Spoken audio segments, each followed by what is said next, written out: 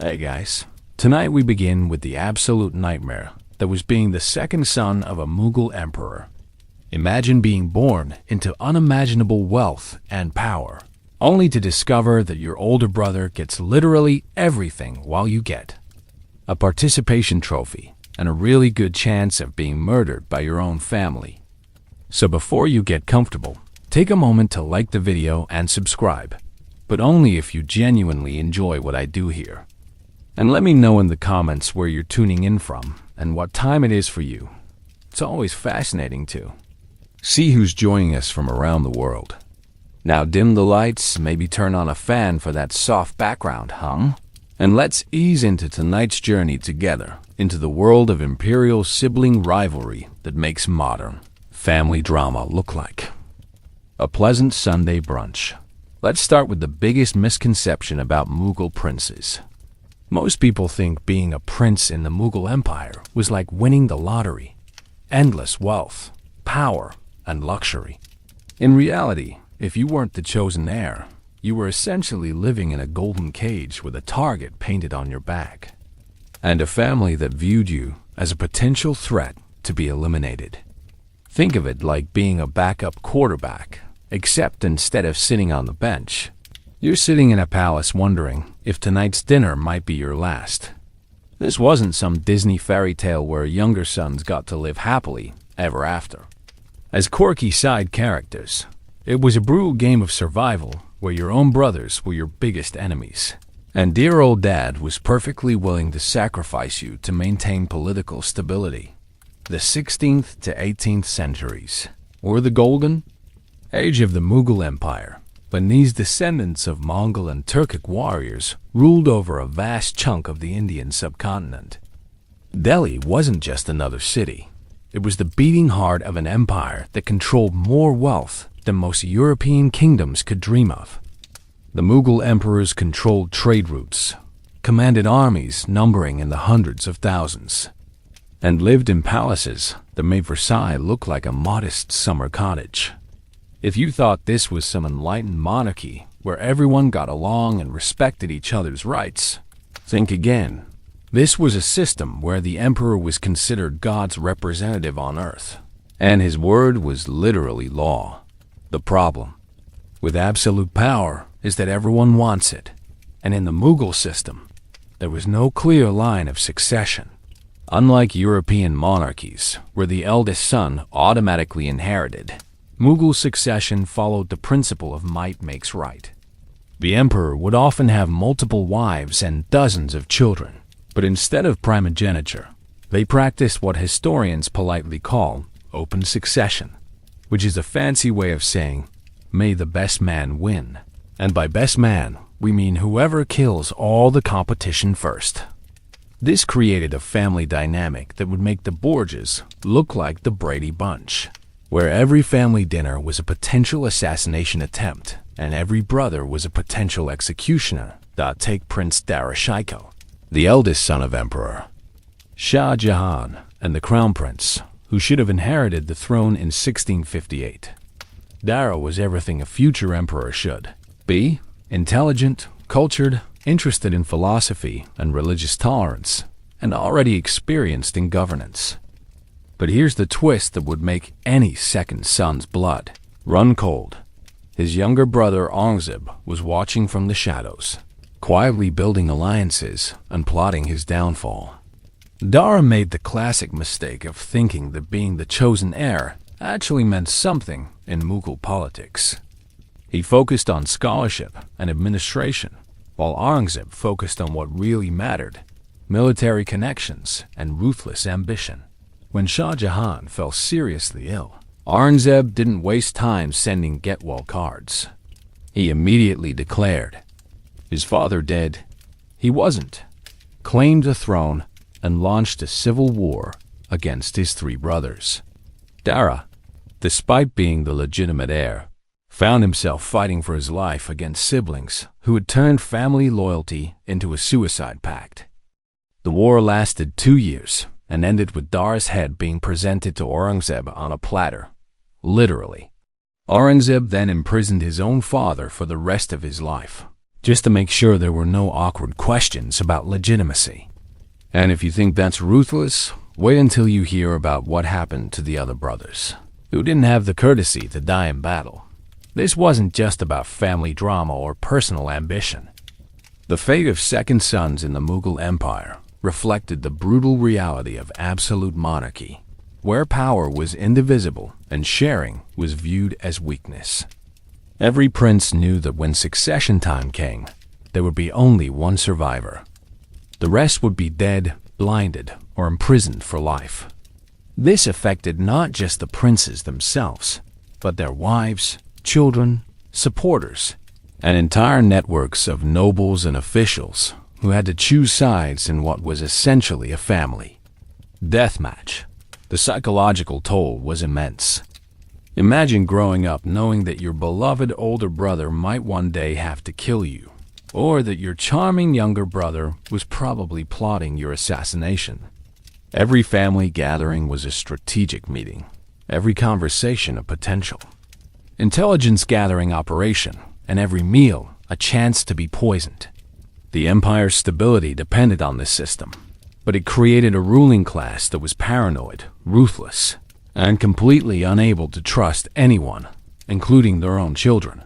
But Aurangzeb's fratricide was just the beginning of a pattern that would repeat throughout Mughal history. The curse of the second son wasn't just about individual tragedy.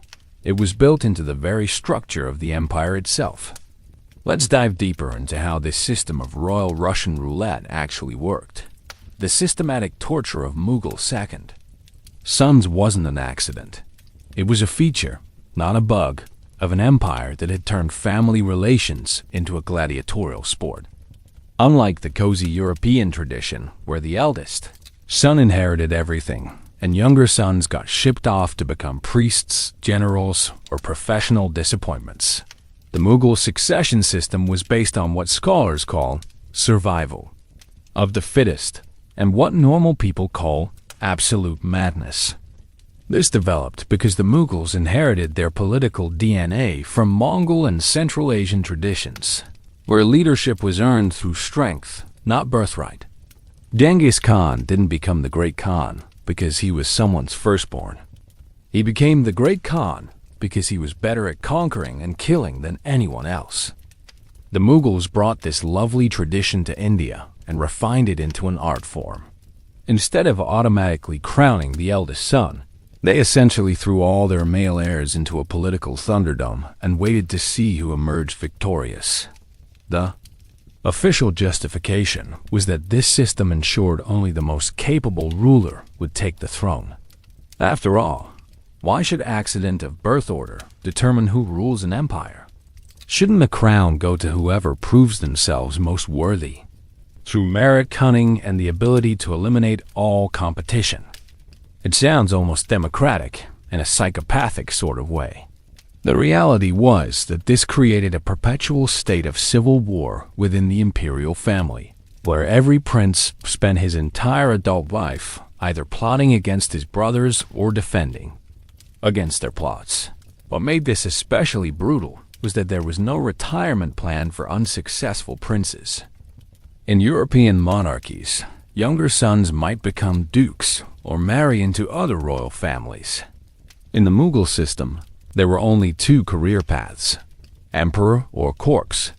Sometimes, if you were really lucky, you might get a third option, permanent imprisonment with your eyes gouged out, because blind princes can't lead rebellions. This wasn't just about power, it was about the fundamental impossibility of sharing absolute authority in a system where the emperor was considered infallible and divinely appointed. Take the succession crisis of 1707, when Emperor Aurangzeb finally died after ruling for nearly 50 years and traumatizing several generations of his family. His death should have been a relief for everyone involved, but instead triggered what historians call the War of Succession, and what participants probably called the absolute worst family reunion in history. Aurangzeb had managed to outlive most of his sons, but he still left behind 3 surviving princes, who immediately began trying to murder each other with the enthusiasm of Black Friday shoppers. Prince Muazzam, the eldest surviving son, had the advantage of being nearby when Dad finally kicked the bucket. He immediately declared himself emperor under the name Bahadur Shah, which was either incredibly optimistic or a desperate attempt at positive thinking. Meanwhile, his younger brother Prince Azam was in the south, commanding armies and probably receiving the news of his father's death with mixed emotions, grief for his father's passing, and excitement about finally getting his chance to commit. Fratricide.azam didn't waste time sending condolence cards. He immediately declared himself emperor too, because apparently the Mughal Empire was big enough for two emperors, at least until one of them died horribly. This created the awkward situation where the empire had two simultaneous rulers, both claiming divine mandate, both issuing contradictory orders, and both frantically trying to gather enough support to kill the other one. The third brother, Prince Kambaksh, was sitting in the Deccan thinking, well, if we're all declaring ourselves emperor, I might as well join the party. So he also proclaimed himself emperor, because why should his brothers have all the fun? At this point, the Mughal Empire had more emperors than sense, and the bureaucracy was probably getting very confused about whose orders to follow. The situation resolved itself in the traditional Mughal manner, through a series of battles that gradually reduced the number of claimants to a more manageable level. Azam died in battle at Jajau in 1707, probably wondering why he'd bothered learning statcraft when sword fighting turned out to be more relevant to his career. Kambaksh held out until 1709, when he was finally defeated and killed, ending his brief but memorable stint as one of history's least successful emperors. But here's the part that really illustrates the nightmare of being a second son. Even after Bahadur Shah emerged as the sole survivor and legitimate emperor, the cycle immediately started again with his own sons. The empire had just finished a devastating civil war that killed thousands of soldiers and emptied the treasury, and already the next generation of princes was eyeing each other suspiciously and making mental notes about military commands and provincial governorships. One contemporary observer noted that Mughal princes learned to walk and plot at roughly the same age, and spent their childhoods playing games that other children would find disturbing. While European princes learned dancing and languages, Mughal princes learned to identify poison, assess the loyalty of guards, and sleep with one eye open. Family dinners weren't opportunities for bonding. They were intelligence-gathering operations, where princes studied each other for signs of weakness or treachery. The psychological impact on these men was profound. Prince Dara Shikoh, whom we met earlier, was known for his religious tolerance and philosophical interests, but he also spent his adult life knowing that his younger brothers were potential assassins. Prince Shu'e, another of Shah Jahan's sons, was described by contemporaries as charming and intelligent, but he also had to live with the knowledge that his own family members were planning his death. These weren't naturally evil men. They were products of a system that had turned survival into an art form and family loyalty into a liability. But it wasn't that simple, because nothing in Mughal politics ever was. The succession system created contradictions that would have given political theorists nightmares. On one hand, the empire needed stability and continuity to function. You can't run a bureaucracy or maintain trade routes when the government changes every few years through civil war. On the other hand, the succession system virtually guaranteed periodic civil wars that devastated the economy and weakened imperial authority. The emperors themselves were caught in this impossible position. As fathers, they presumably loved their children and wanted them to thrive. As rulers, they needed to maintain the system that had brought them to power and proved their legitimacy. This created the bizarre situation where emperors would simultaneously groom multiple sons for leadership while knowing that only one could survive. It was like running a gladiator school for your own children. Some emperors tried to game the system by clearly designating heirs, but this often backfired spectacularly. When an emperor showed obvious preference for one son, it didn't eliminate competition. It just made the other sons more desperate and more likely to launch preemptive strikes. Shah Jahan's clear preference for Dara Shikoh didn't save Dara. It just motivated Aurangzeb to act faster and more ruthlessly. Other emperors tried the opposite approach, keeping their intentions secret until the last moment. But this created different problems, as princes spent decades preparing for succession battles that might never come, or might come at any moment. The uncertainty drove some princes to madness, others to rebellion, and all of them to chronic insomnia. The system also created perverse incentives throughout the empire. Provincial governors and military commanders had to constantly calculate which prince was most likely to survive the next succession crisis, because backing the wrong horse could mean death or disgrace. This turned imperial administration into a complex betting pool where everyone was trying to predict which prince would commit the most. Effective fratricide. Regional nobles developed elaborate strategies for hedging their bets, secretly supporting multiple princes while publicly committing to none. Some particularly clever administrators would send conflicting intelligence to different princes, ensuring that no matter who won, they could claim to have been helping the victor all along. The result was an empire where everyone was constantly lying to everyone else, and trust was a luxury that no one could afford. Perhaps most ironically, the system that was designed to ensure only the strongest ruler would take the throne often produced emperors who were excellent at killing their brothers, but terrible at actually ruling an empire. Military skills and political cunning, while useful for winning succession battles, weren't necessarily the same skills needed for effective governance, economic management, or diplomatic relations. The result was an empire trapped in a cycle of self-inflicted wounds that grew worse with each generation. Every succession crisis weakened imperial authority, drained the treasury, and created opportunities for regional powers to assert independence. Meanwhile, European trading companies watched these family feuds with the calculating interest of vultures, knowing that each civil war created new opportunities for foreign intervention. The human cost was staggering, but not in the way you might expect. Yes, princes died in large numbers, but they were a tiny fraction of the population. The real victims were the thousands of soldiers, administrators, and civilians who got caught up in succession wars. Every prince needed an army, and armies needed to be fed, paid, and equipped. When multiple princes were simultaneously raising forces, the economic strain on the empire was enormous. Provincial administrators lived in constant fear of backing the wrong claimant. A governor who supported the losing prince might find himself executed, imprisoned, or exiled, along with his family and supporters.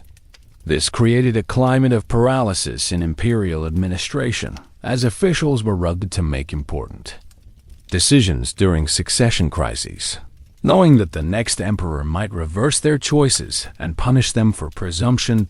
The empire's neighbors quickly learned to exploit these succession crises. The Safavid Empire in Persia, the Ottoman Empire to the west, and various regional powers in India would routinely time their military campaigns to coincide with Mughal civil wars.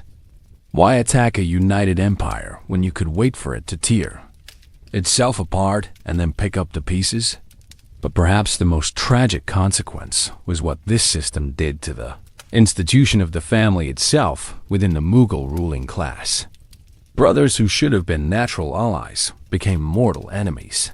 Fathers became suspicious of their own sons. Sons learned to view their siblings as obstacles to be eliminated rather than relationships to be cherished. The imperial family, which should have been the foundation of dynastic stability, became a source of constant instability. Contemporary observers noted that Mughal princes often seemed to age prematurely, developing the paranoid, calculating demeanor of men who had spent their entire lives preparing for war against their own family.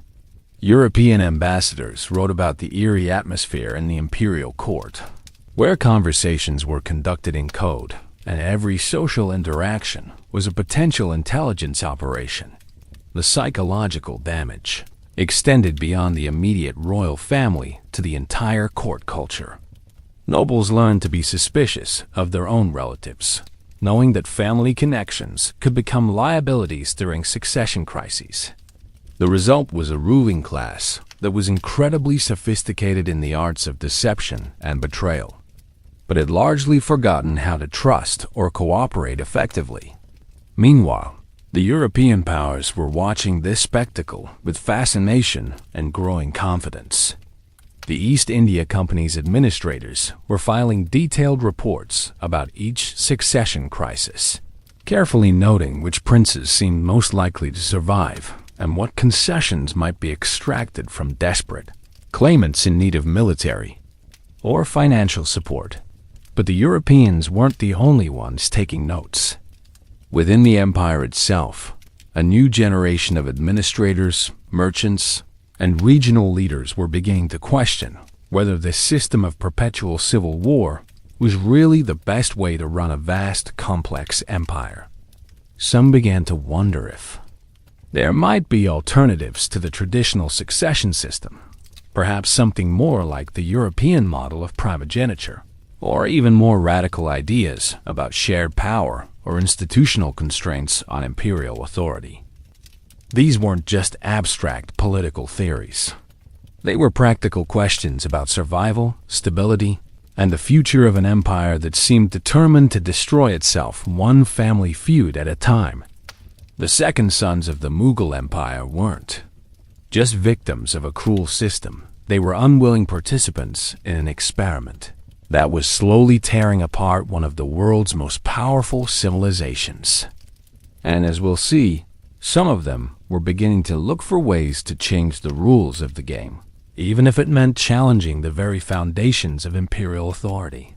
If the succession system was a death trap designed by sadists, then the art of princely survival was the elaborate defense mechanism that second sons developed to avoid becoming royal corpses. Unlike the straightforward brutality of the succession wars themselves, survival strategies were subtle, complex, and required the kind of strategic thinking that would make modern political consultants weep with envy. These weren't just military campaigns. They were psychological warfare operations that lasted decades and involved more double-crossing than a season of game of Throne. The key insight that successful second sons learned was that the succession game actually began long before their father died. By the time an emperor was on his deathbed, it was usually too late to build the networks, gather the resources, and eliminate the competition necessary for victory. The real game was played over decades, in the quiet moments between formal court ceremonies and the careful cultivation of relationships with military commanders, provincial governors, and influential nobles who would ultimately decide which prince lived and which prince became a cautionary tale. This created a parallel political universe within the Mughal court, where princes maintained elaborate public facades of brotherly affection while simultaneously running what were essentially intelligence agencies focused on gathering information about their siblings' activities, alliances, and vulnerabilities. Every family dinner was a diplomatic summit. Every hunting expedition was a military reconnaissance mission, and every religious festival was an opportunity for princes to demonstrate their piety while secretly meeting with potential supporters. What made this particularly fascinating was that the most successful princes weren't necessarily the strongest or most charismatic. They were the ones who understood that survival required a combination of military preparedness, political cunning, and what we might today call emotional intelligence. They had to be strong enough to command respect, clever enough to outmaneuver their brothers, and psychologically stable enough to function in an environment where everyone was trying to kill them. It was like being a medieval CEO, military general, and therapist all at the same time, with the added pressure that failure meant death rather than just a bad performance review. Consider Prince Akbar II, not the famous Emperor Akbar, but a lesser-known prince from the later Mughal period who turned survival into an art form. Akbar II was the third son of Emperor Muhammad Shah, which meant he was far enough down the succession line that he might have been overlooked, but close enough that he was still a potential threat. Instead of accepting his fate as cannon fodder, in the inevitable succession battle, Akbar II developed what historians now recognize as one of the most sophisticated survival strategies in Mughal history. First, he became the family diplomat. While his older brothers were busy building armies and making enemies, Akbar II positioned himself as the reasonable one, the prince who could mediate disputes, arrange marriages between noble families, and solve problems without violence. This was brilliant for several reasons. It made him valuable to his father, who preferred having problems solved quietly rather than through bloodshed. It created debts of gratitude among powerful nobles who appreciated his help, and it allowed him to build an extensive intelligence network under the guise of being helpful.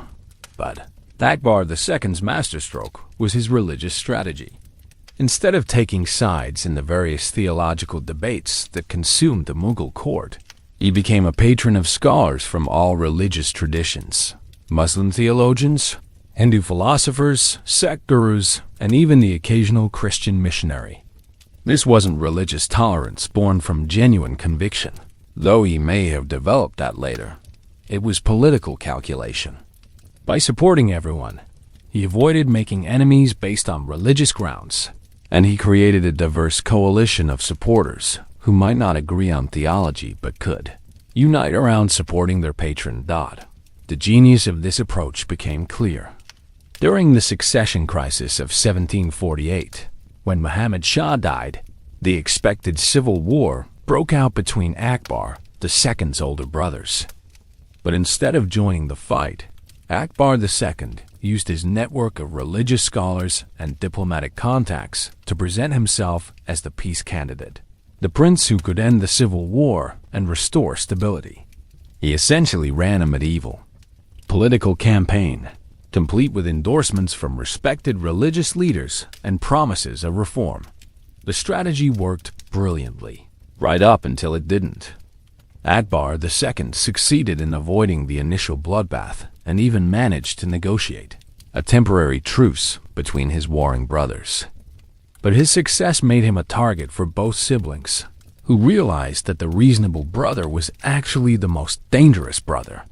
They formed a temporary alliance to eliminate him first, proving that in Mughal politics, being too clever could be just as fatal as being too stupid. Another fascinating case is Prince Daniel, son of Emperor Akbar the Great, who tried a completely different survival strategy: strategic incompetence.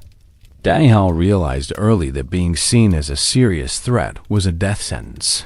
So he cultivated a reputation as a pleasure-loving wastrel who was more interested in wine, poetry, and courtesans than in governance or military affairs. This was the medieval equivalent of playing dumb to avoid responsibility, except the stakes were life and death rather than just embarrassment. Daniel's strategy worked remarkably well for years. His father Akbar dismissed him as a disappointment, but not a threat. His brothers largely ignored him as irrelevant to the succession, and the court gossips wrote him off as just another dissolute prince. Meanwhile, Daniel was secretly building his own network of supporters among the empire's artists, merchants, and lower-level administrators, people who appreciated his patronage and weren't important enough to attract attention from his more ambitious brothers. The flaw in Daniel's plan was that strategic incompetence required incredible self-discipline to maintain. He had to constantly resist the temptation to demonstrate his actual intelligence and capabilities, even when doing so might have benefited the empire or advanced his interests. Living a lie for decades took a psychological toll, And Daniel eventually began using alcohol and opium not just as part of his cover story, but as genuine coping mechanisms for the stress of pretending to be someone he wasn't. Daniel's story ended tragically. He died young, possibly from the very vices he had cultivated as camouflage, never getting the chance to reveal his true capabilities or make his bid for power. But his strategy influenced other princes, who learned that sometimes the best way to survive in a family of predators was to convince everyone that you weren't worth eating. The most successful survival strategy, however, might have been that of Prince Shah Shuja, who tried to solve the succession problem by simply leaving. When it became clear that his brother Aurangzeb was systematically eliminating all potential rivals, Shuja gathered his supporters and attempted to establish an independent kingdom in Bengal. This was essentially the medieval equivalent of saying, "You know what? I'm starting my own empire with blackjack and hookers." This wasn't isolated creativity. There were distinct patterns in how second sons adapted to their impossible situation. The most common strategies fell into several categories, each with its own risks and benefits. The military strongman approach involved building armies and establishing power bases in remote provinces, essentially preparing for inevitable civil war. This had the advantage of providing actual power and resources, but the disadvantage of making you an obvious threat that other princes would target first. The court-favored strategy involved staying close to the emperor and becoming indispensable as an administrator or advisor. This provided protection through proximity to power, but also made you vulnerable to palace intrigue and put you at risk if your father decided you were becoming too influential. Several princes who tried this approach found themselves appointed to dangerous military campaigns or remote governorships, basically exile disguised as promotion. The religious patron approach, which we saw with Akbar II, involved building legitimacy through spiritual authority rather than military power. This was sophisticated because it created moral obligations among supporters and provided justification for rule based on divine favor rather than just strength. But it required genuine intellectual engagement with complex theological questions, and religious authority could be undermined by scandal or theological disputes. The regional power broker strategy involved becoming essential to the empire's relationship with specific ethnic groups, regions, or economic sectors. A prince might become the empire's expert on relations with Rajput kingdoms, or the go-to person for managing trade with Central Asia. This created specialized expertise that made elimination costly, but also limited the prince's broader appeal and made him vulnerable if his specialty became less important. Perhaps most interestingly, some princes tried the succession broker approach, positioning themselves not as candidates for the throne, but as kingmakers who could determine which other prince would succeed. This involved building networks of supporters and then auctioning their loyalty to the highest bidder among their brothers. It was incredibly risky because it required maintaining credible neutrality while secretly negotiating with multiple parties, many of whom might decide that killing the broker was easier than paying his price. The pattern that emerges from studying these strategies is that success required princes to think several moves ahead, like chess masters playing a game where the stakes were their lives.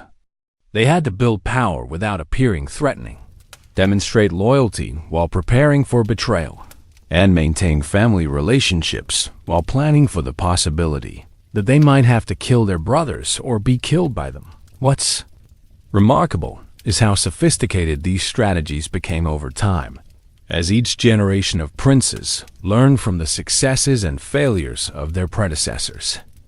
By the later Mughal period, princely survival had evolved into a complex art form that combined elements of military strategy, political science, psychology, and what we might today recognize as public relations and brand management. The effects of these survival strategies rippled throughout the empire, in ways that fundamentally altered how the Mughal state functioned.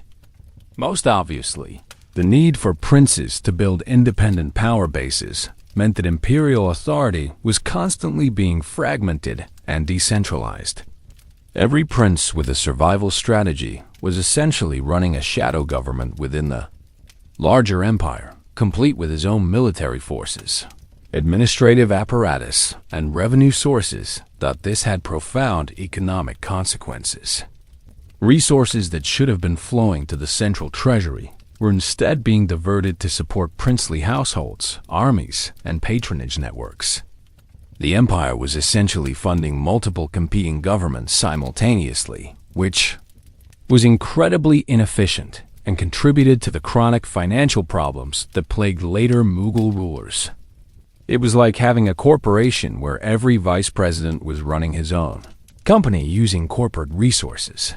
The military implications were equally significant, because princes needed their own armies for protection and leverage the empires. Military forces were effectively divided among multiple commanders who might at any moment turn against each other. This made coordinated military campaigns difficult and created opportunities for external enemies to exploit internal divisions. The empire that should have been able to project unified power was instead constantly dealing with the equivalent of potential military coups from within the ruling family. But perhaps most importantly, these survival strategies changed the nature of imperial governance itself. Instead of a centralized autocracy where the emperor's word was law, the Mughal Empire gradually evolved into something more like a confederation of princely power centers held together by family ties and mutual self-interest. This made the system more resilient in some ways. If one center of power was eliminated, others could continue functioning, but it also made decisive action increasingly difficult. The psychological impact on the broader nobility was equally profound. Court officials, provincial governors, and military commanders had to develop their own survival strategies for navigating the competing demands of multiple princes. This created a culture of extreme political sophistication, but also chronic instability, as everyone was constantly calculating which way the wind was blowing and adjusting their loyalties accordingly. Regional populations also adapted to this system in interesting ways. Local leaders learned to hedge their bets by maintaining relationships with multiple princes. Provincial administrators developed elaborate protocols for dealing with competing claims to authority, and merchants created trading networks that could function regardless of which prince controlled which territory. The result was an empire that was paradoxically both more decentralized and more politically sophisticated than its founders had intended. Perhaps most ironically, the survival strategies that second sons developed to protect themselves from the succession system ultimately contributed to the system's gradual breakdown. As princes became more skilled at avoiding elimination, succession crises became longer and more complex, involving more players and creating more opportunities for external intervention. The very adaptations that helped individual princes survive made the imperial system as a whole more vulnerable to collapse. Yet even as these survival strategies were becoming more sophisticated, the fundamental brutality of the system was reaching new extremes. The 18th century would witness succession crises that made earlier conflicts look like polite disagreements, as multiple generations of accumulated grievances, refined survival strategies, and external pressures combined to create what historians call the Great Unraveling. By 1700, the Mughal Empire had produced princes who were master strategists, skilled diplomats, and sophisticated political operators. But they were also products of a system that had taught them that family members were enemies, that trust was fatal, and that survival required constant vigilance against betrayal. These weren't just personal psychological scars. They were institutional characteristics that had become embedded in the structure of imperial governance. The stage was set for conflicts that would make previous succession wars look like amateur hour. Prince against prince, father against son, brother against brother. But now with centuries of accumulated expertise in the arts of deception, manipulation, and political warfare, the second sons had learned to play the game, but the game itself was about to consume everyone who participated in it. As we'll see, the peak drama was yet to come, when all these refined strategies, sophisticated networks, and carefully constructed survival mechanisms would be put to the ultimate test in a succession crisis that would shake the empire to its foundations and change the course of Indian history forever. By 1719, the Mughal succession system had reached what we might charitably call peak dysfunction, and what contemporary observers called the complete collapse of civilized behavior among people who should know better. The empire was about to witness the most spectacular family meltdown in recorded history. A succession crisis so brutal, so complex, and so utterly insane that it makes modern political scandals look like minor disagreements over dinner plans. The outlasted crisis began when Emperor Farrukhsiyar, who had already survived one succession war and probably thought he was getting the hang of this whole staying alive while ruling an empire thing, made the fatal mistake of trusting his family. Specifically, he trusted his brothers and cousins enough to give them important military commands and provincial governorships, apparently forgetting that in Mughal politics, showing trust is like wearing a "Please Kill Me" sign in neon letters. The key players in this upcoming disaster read like a cast list for a particularly violent soap opera. There was Prince Rafiad Darahat, Farrukhsiyar's nephew, who had been quietly building support among the empire's most powerful nobles while pretending to be a loyal family member. There was Prince Muhammad Shah, barely 18 years old, but already showing an alarming talent for political manipulation that would have impressed Machiavelli. And lurking in the background were the Sayyid brothers, Abdullah Khan and Hussein Ali Khan, who weren't princes themselves, but had decided that if the royal family was going to destroy itself, they might as well be the ones pulling the strings. The stakes couldn't have been higher. The empire was already weakened by decades of warfare. The treasury was nearly empty. Regional powers were asserting independence, and European trading companies were watching the chaos with the keen interest of sharks circling wounded prey. What the empire needed was stability, unity, and competent leadership. What it was about to get was a succession crisis that would last for nearly a decade, involve multiple simultaneous emperors, and feature enough betrayal, murder, and backstabbing to supply material for several seasons of premium cable television. The psychological pressure on the participants was intense. These weren't hardened warlords fighting for territory. They were family members who had grown up together, played together as children, and now found themselves in a situation where survival meant killing people who had once been their closest companions. The imperial family had created a system that turned natural human bonds into strategic liabilities. And by 1719, that system was about to devour everyone it touched. The crisis exploded in February 1719, when the Sayyid brothers decided they were tired of waiting for the royal family to destroy itself naturally and decided to speed up the process. Their plan was elegant in its simplicity. Murder the current emperor, install a puppet ruler, and govern the empire from behind the scenes while the princes exhausted themselves fighting over an increasingly meaningless crown. It was like a hostile corporate takeover, except with more swords and less paperwork. The brothers' first target was Emperor Farrukhsiyar himself, who had made the mistake of trying to reduce their power and influence. On the morning of February 19th, they arrived at the Red Fort with a small army, ostensibly for a routine audience with the emperor. Farrukhsiyar, who wasn't completely naive, had suspected something was wrong and had spent the previous week trying to rally support among loyal nobles. Unfortunately for him, most of the loyal nobles had already been bought, threatened, or convinced that backing a doomed emperor was a career-limiting move. The confrontation in the throne room was surreal. The Sayyid brothers didn't bother with elaborate justifications or formal charges.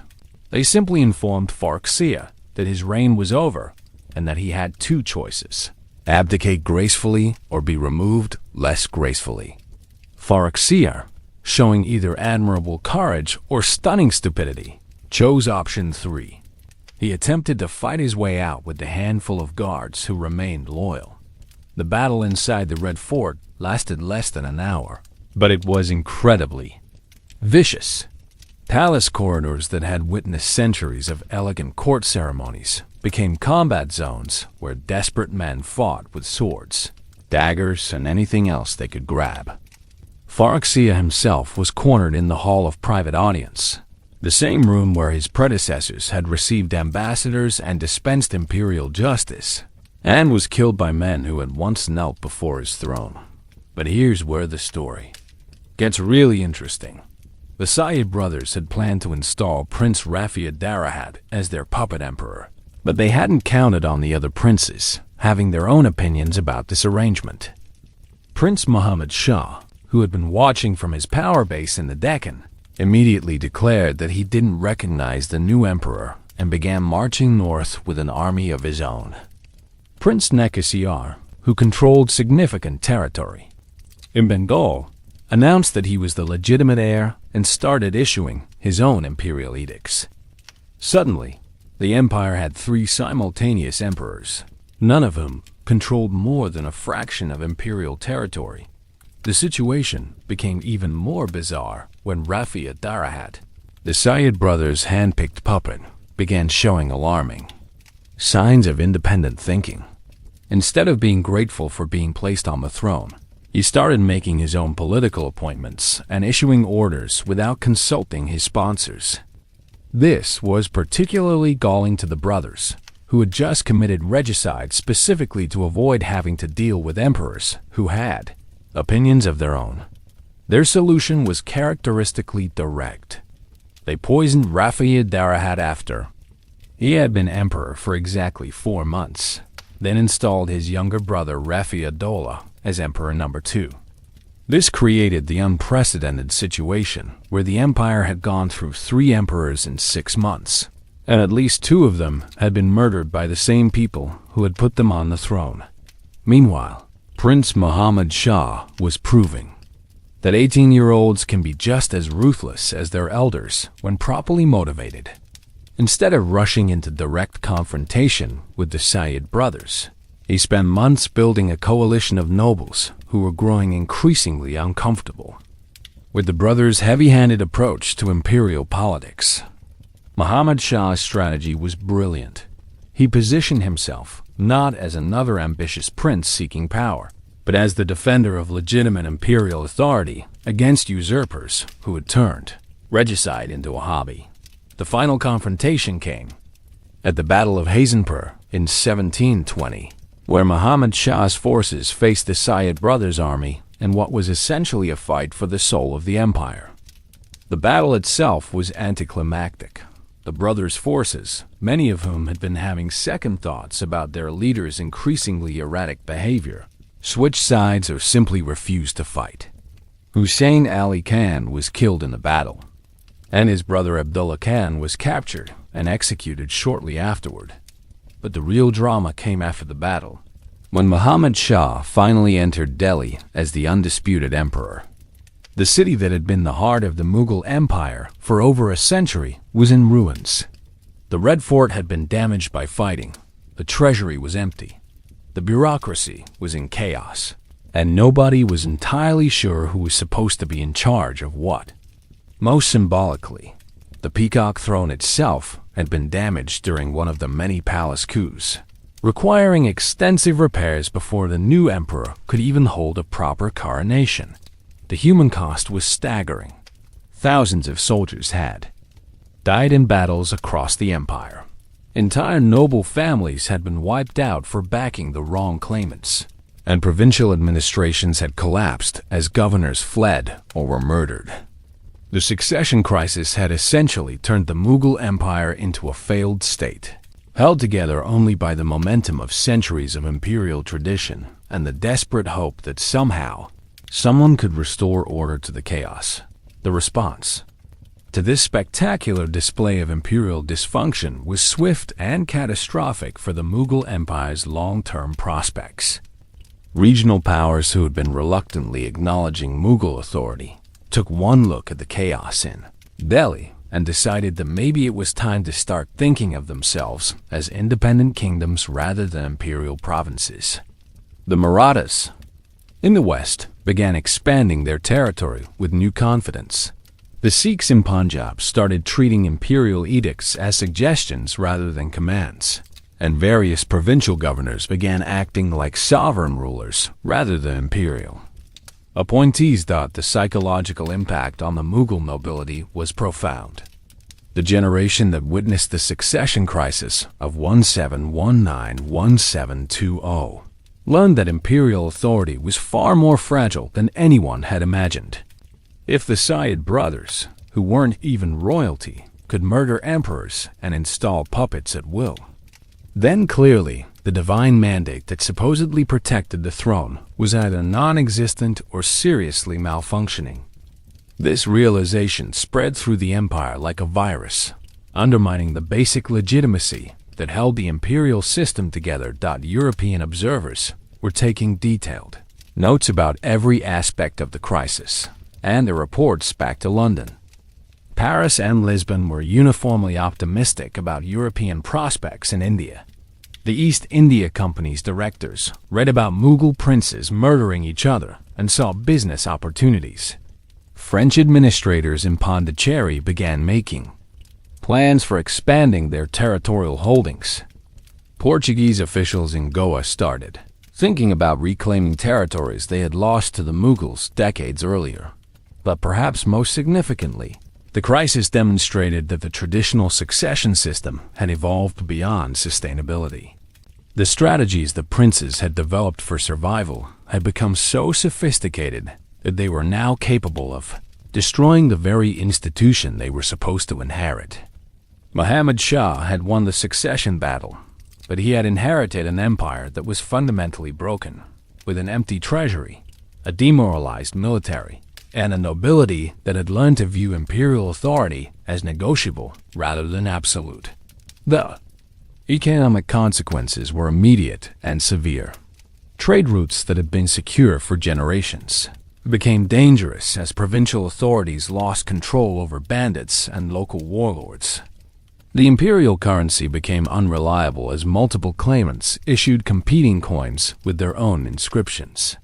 Tax collection became sporadic as local administrators weren't sure which government they were supposed to be collecting for, or whether any of the competing claimants would be alive long enough to honor their promises of reward for faithful service. International relations suffered as foreign powers lost confidence in the empire's ability to honor treaties or maintain consistent policies. Diplomatic agreements that had been negotiated with one emperor became meaningless when that emperor was murdered and replaced by someone with different priorities and alliances. The empire that had once been seen as a major power capable of influencing events across Asia was increasingly viewed as an unstable regional state that might collapse entirely at any moment. This succession crisis wasn't just another family feud that got out of hand. It was a fundamental breakdown of the political system that had sustained the Mughal Empire for over 2 centuries. The events of 1719 to 1720 revealed that the succession system, which had been designed to ensure that only the strongest candidate would rule, had evolved into a mechanism for systematically destroying imperial authority and fragmenting political power. The crisis demonstrated that the empire had become ungovernable using traditional methods. The same decentralized power structure that had allowed princes to build survival networks had also created multiple centers of authority that could no longer be controlled by any single ruler. Muhammad Shah might have won the throne, but he discovered that being emperor of a fragmented empire was less like being an absolute monarch and more like being the chairman of a very dysfunctional committee. What it revealed about the Mughal system was deeply disturbing. The succession process had become more important than actual governance. Princes had become so focused on surviving succession battles that they had lost sight of what they were supposed to do once they won. The skills needed to eliminate brothers and defeat rivals weren't necessarily the same skills needed to manage an economy, maintain infrastructure, or conduct diplomacy with foreign powers. The crisis also marked the point where the costs of the succession system finally exceeded its benefits. Previous succession wars had been expensive and disruptive, but they had generally resulted in clear victors who could restore order and resume effective governance. The 1719 to 1720 crisis was different. It created a winner who inherited a broken system that couldn't be fixed using traditional methods. Perhaps most importantly, the crisis demonstrated that the Mughal Empire had reached a historical tipping point where external pressures and internal contradictions were combining to create problems that the traditional imperial system couldn't solve.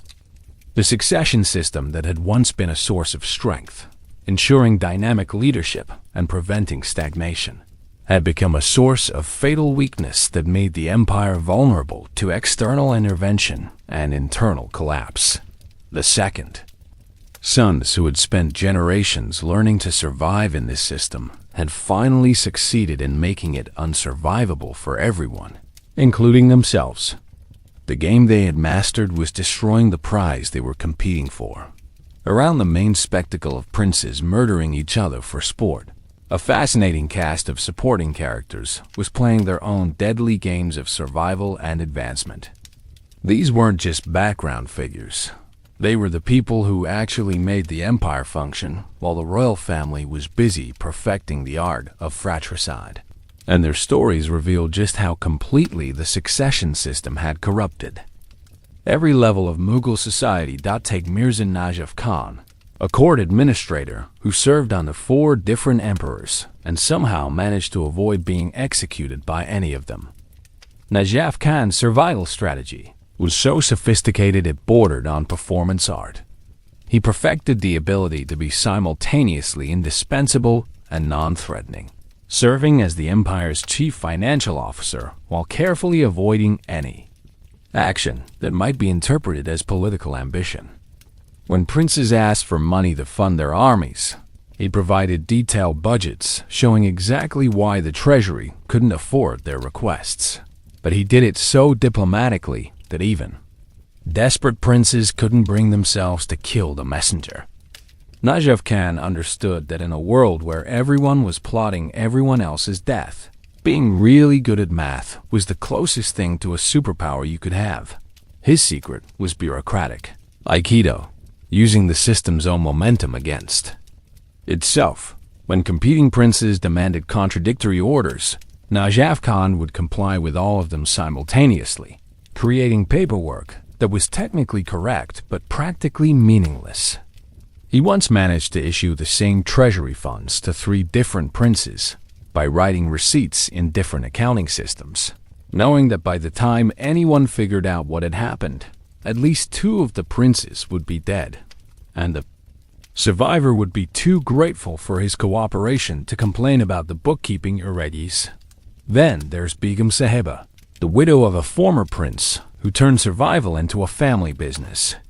After her husband was killed in a succession battle, she found herself in the awkward position of being the mother of potential heirs in a system that viewed potential heirs as existential threats. Instead of fleeing or accepting a quiet life of house arrest, Begum Saheba became what we might today call a political consultant for aspiring emperors. She knew everyone's secrets, understood all the family connections, and could provide invaluable intelligence about which nobles were genuinely loyal versus which ones were just waiting for a better offer. Begum Sahiba's clientele included princes, who were technically her son's competition, which created the surreal situation where she was simultaneously helping multiple candidates prepare to kill each other. She justified this by explaining that her job was to ensure her clients were well informed about their chances, not to guarantee their success. It was like running a medieval polling company, except instead of predicting election outcomes, she was predicting which family members would survive to see next winter. Her greatest achievement was negotiating the Treaty of Maternal Neutrality, an informal agreement where competing princes promised not to target each other's mothers, children, or wives during succession battles. This wasn't altruism, it was practical politics. Everyone realized that if they started killing family members indiscriminately, the psychological stress would make the already unstable princes even more unpredictable, and nobody wanted to deal with emperors who had completely lost their minds. Perhaps most remarkably, there was Ustad Ahmad Lahori, the empire's chief architect, who managed to stay employed throughout multiple succession crises by adopting a strictly apolitical approach to his work. Lahori's philosophy was simple. Whoever won the succession battle would need buildings, so why take sides? He worked for all competing princes simultaneously, designing palaces, mosques, and fortifications for anyone who could pay his fees. This created the bizarre situation where rival princes were sometimes besieging castles that Lahori had designed for their enemies, using siege techniques that Lahori had taught them, while sheltering in camps that Lahori had planned for their armies. Lahori's masterpiece was managing to build additions to the Red Fort for 3 different claimants to the throne during the same succession crisis. Each prince thought he was commissioning a throne room for his future reign, but Lahori designed the additions so they could be connected or separated, depending on who ultimately won. It was architectural diplomacy, creating spaces that could accommodate any possible outcome while committing to none. When Muhammad Shah finally emerged victorious, he discovered that he had inherited a palace complex that was essentially a 3-dimensional flowchart of alternate timelines, with royal apartments that could be reconfigured to reflect whatever version of reality had survived the latest family massacre. These weren't isolated incidents of individual survival. They were part of a complex web of relationships and dependencies that had evolved to function despite the empire's apparent determination to destroy itself. The most fascinating aspect of Mughal court society during this period was how people learned to create stability and continuity within a system that was fundamentally chaotic and unpredictable. Consider the network that developed around Prince Jahandar Shah's brief reign in 1712. Jahandar Shah was, by most accounts, spectacularly unqualified to be emperor. He was more interested in dancing girls and wine than in governance, and his political instincts were roughly equivalent to those of a particularly naive golden retriever.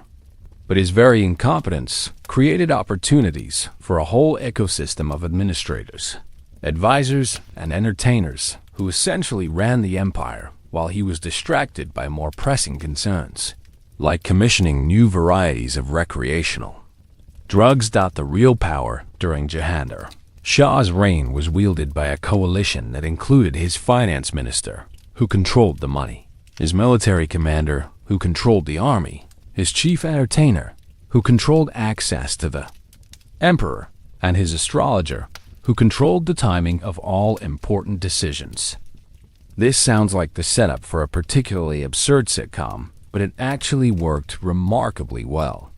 Each member of the coalition had expertise that the others needed, and none of them had the political legitimacy to rule independently, so they were forced to cooperate. The system functioned through what historians call distributed incompetence. No single person was capable of running the empire alone, but collectively, they covered all the necessary skills. The finance minister understood economics, but couldn't command military loyalty. The general could win battles, but couldn't balance budgets. The entertainer could manage the emperor's mood, but couldn't negotiate with foreign ambassadors. The astrologer could predict auspicious timing, but couldn't actually implement policies. Together, they formed a kind of imperial board of directors that kept the government functioning while their nominal boss was too intoxicated to interfere. This arrangement created unexpected alliances and dependencies throughout the court. Nobles who should have been natural enemies found themselves cooperating because they all depended on the same dysfunctional system for their survival. Military commanders who served competing princes would secretly coordinate their campaigns to avoid actually damaging imperial infrastructure, knowing that whoever won would need functioning roads, bridges, and fortifications. Provincial governors developed elaborate protocols for dealing with conflicting orders from multiple claimants to the throne. Instead of choosing sides, they would implement whichever orders seemed most reasonable while politely acknowledging all competing authorities. This created a kind of imperial democracy by default, where policies had to make sense to local administrators in order to be implemented, regardless of which prince had issued them. The economic networks were particularly sophisticated. Merchants and bankers learned to create financial instruments that could survive regime changes, succession crises, and the occasional complete collapse of imperial authority. They developed a system of imperial insurance, where loans and investments were structured to remain valid regardless of which prince ended up on the throne. This wasn't just good business practice. It was essential for maintaining any kind of commercial activity in an empire, where the government might change hands every few months. Marriage networks became especially important as families tried to hedge their bets by creating relationships with multiple princely households. A single noble family might have daughters married to supporters of different princes, sons serving in various princely armies, and business partnerships with merchants who traded with all competing factions. This created extended family networks that functioned as early warning systems, intelligence networks, and mutual insurance societies all at once. The most remarkable example was the network surrounding the jeweler Mir Jumla, who maintained workshops in cities controlled by different princes and created a communication system that allowed information to travel across the empire faster than official diplomatic channels. Jewelers had access to royal households, traveled frequently for business purposes, and dealt in commodities that held their value regardless of political upheaval. Mir Jumla's network essentially functioned as the empire's informal postal service, intelligence agency, and crisis communication system, all disguised as a luxury goods business. These interconnected relationships created a parallel structure of governance that operated independently of the official imperial hierarchy. While princes were busy killing each other, this shadow network was quietly maintaining the systems that kept the empire functioning, collecting taxes, maintaining infrastructure, conducting diplomacy, and preserving institutional memory through successive waves of political chaos. To understand how any of this madness could seem normal to the people living through it, you have to understand the cultural context that made systematic fratricide seem like a reasonable approach to government. Succession. The Mughal Empire wasn't just a political system. It was a civilization that had developed its own logic, values, and social norms around the fundamental assumption that power was indivisible and that sharing authority was a sign of weakness. Rather than wisdom. Daily life in the Mughal court was structured around elaborate ceremonies and protocols that reinforced the idea that the emperor was not just a political leader, but a semi-divine figure whose authority came from God rather than from popular consent or institutional legitimacy. This created a culture where questioning the succession system wasn't just politically dangerous, it was literally blasphemous. If the emperor was God's representative on earth, then the process by which emperors were selected must also be divinely ordained. even if that process involved brothers murdering each other with alarming regularity. The social hierarchies that governed court life were incredibly complex and rigid, but they also provided a kind of psychological comfort for people living in an unpredictable world. Everyone knew exactly where they stood in relation to everyone else, which meant that even in the midst of political chaos, social interactions followed predictable patterns. A minor court official might not know which prince would be emperor next week, but he knew exactly how to address a provincial governor, what gifts were appropriate for different occasions, and which ceremonial protocols had to be observed regardless of who was currently claiming the throne. Religious beliefs and practices provided another source of stability in an unstable world. The Mughal court was officially Muslim, but it incorporated elements from Hindu, Persian, Central Asian, and local Indian traditions in ways that created a syncretic culture that was both sophisticated and tolerant. This religious flexibility meant that people could find spiritual meaning and community, regardless of which particular prince happened to be in power at any given moment. Most importantly, the culture had developed elaborate mechanisms for dealing with violence and uncertainty that made even extreme events seem manageable. Poetry, music, and art provided ways of processing traumatic experiences and finding beauty in the midst of brutality. Court entertainers weren't just providing amusement. They were performing essential psychological services, helping people cope with the stress of living in a society where political assassination was a routine.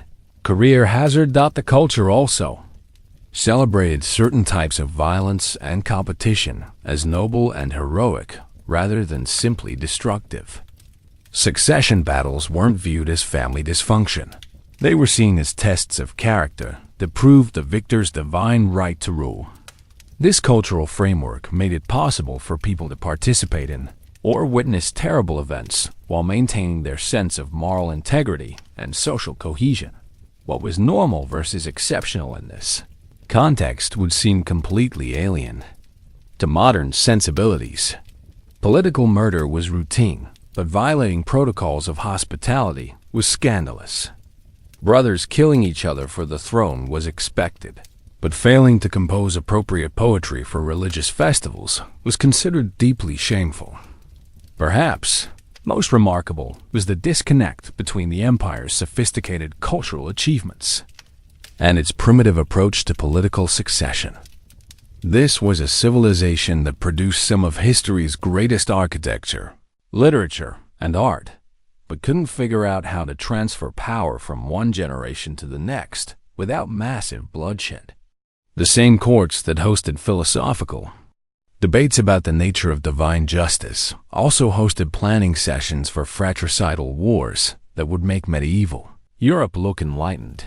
The empire's religious tolerance was another source of contradiction. Mughal rulers prided themselves on governing a diverse population of Muslims, Hindus, Sikhs, Christians, and others with relative fairness and respect. But this same tolerance didn't extend to their own family members, who were viewed as existential threats to be eliminated rather than relatives to be cherished. You could practice whatever religion you wanted in the Mughal Empire, as long as you weren't related to the emperor. The economic contradictions were equally bizarre. The empire invested enormous resources in creating beautiful permanent monuments, like the Taj Mahal, while simultaneously maintaining a political system that made long-term planning impossible. Rulers would commission architectural projects that took decades to complete, knowing that they might not live to see them finished and that their successors might have them destroyed out of spite. Perhaps most ironically, the succession system that was supposed to ensure strong leadership often produced emperors who were psychologically damaged by the process of reaching the throne.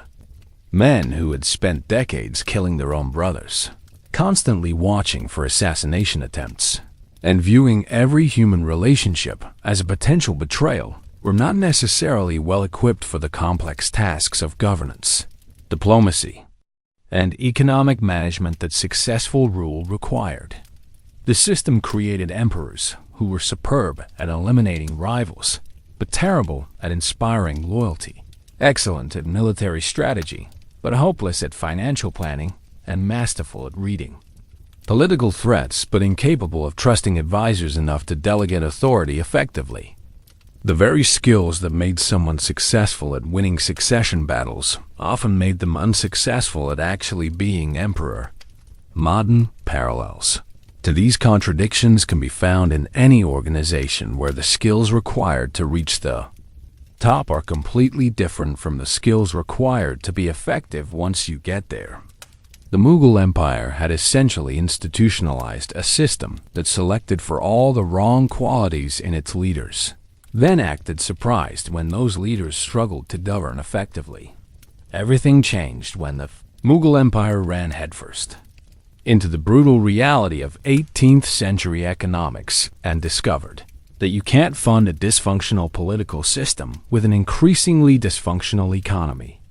By 1739, the empire that had once been the envy of European monarchs was essentially broke, militarily helpless, and facing the kind of existential crisis that makes succession battles seem like a luxury the state could no longer afford. The turning point wasn't a single dramatic event, but rather the confluence of multiple disasters that made the traditional succession system suddenly unviable. The Persian ruler Nader Shah's invasion and sack of Delhi in 1739 was the equivalent of someone walking into a dysfunctional family dinner and stealing all the silverware, while the relatives were still arguing about inheritance.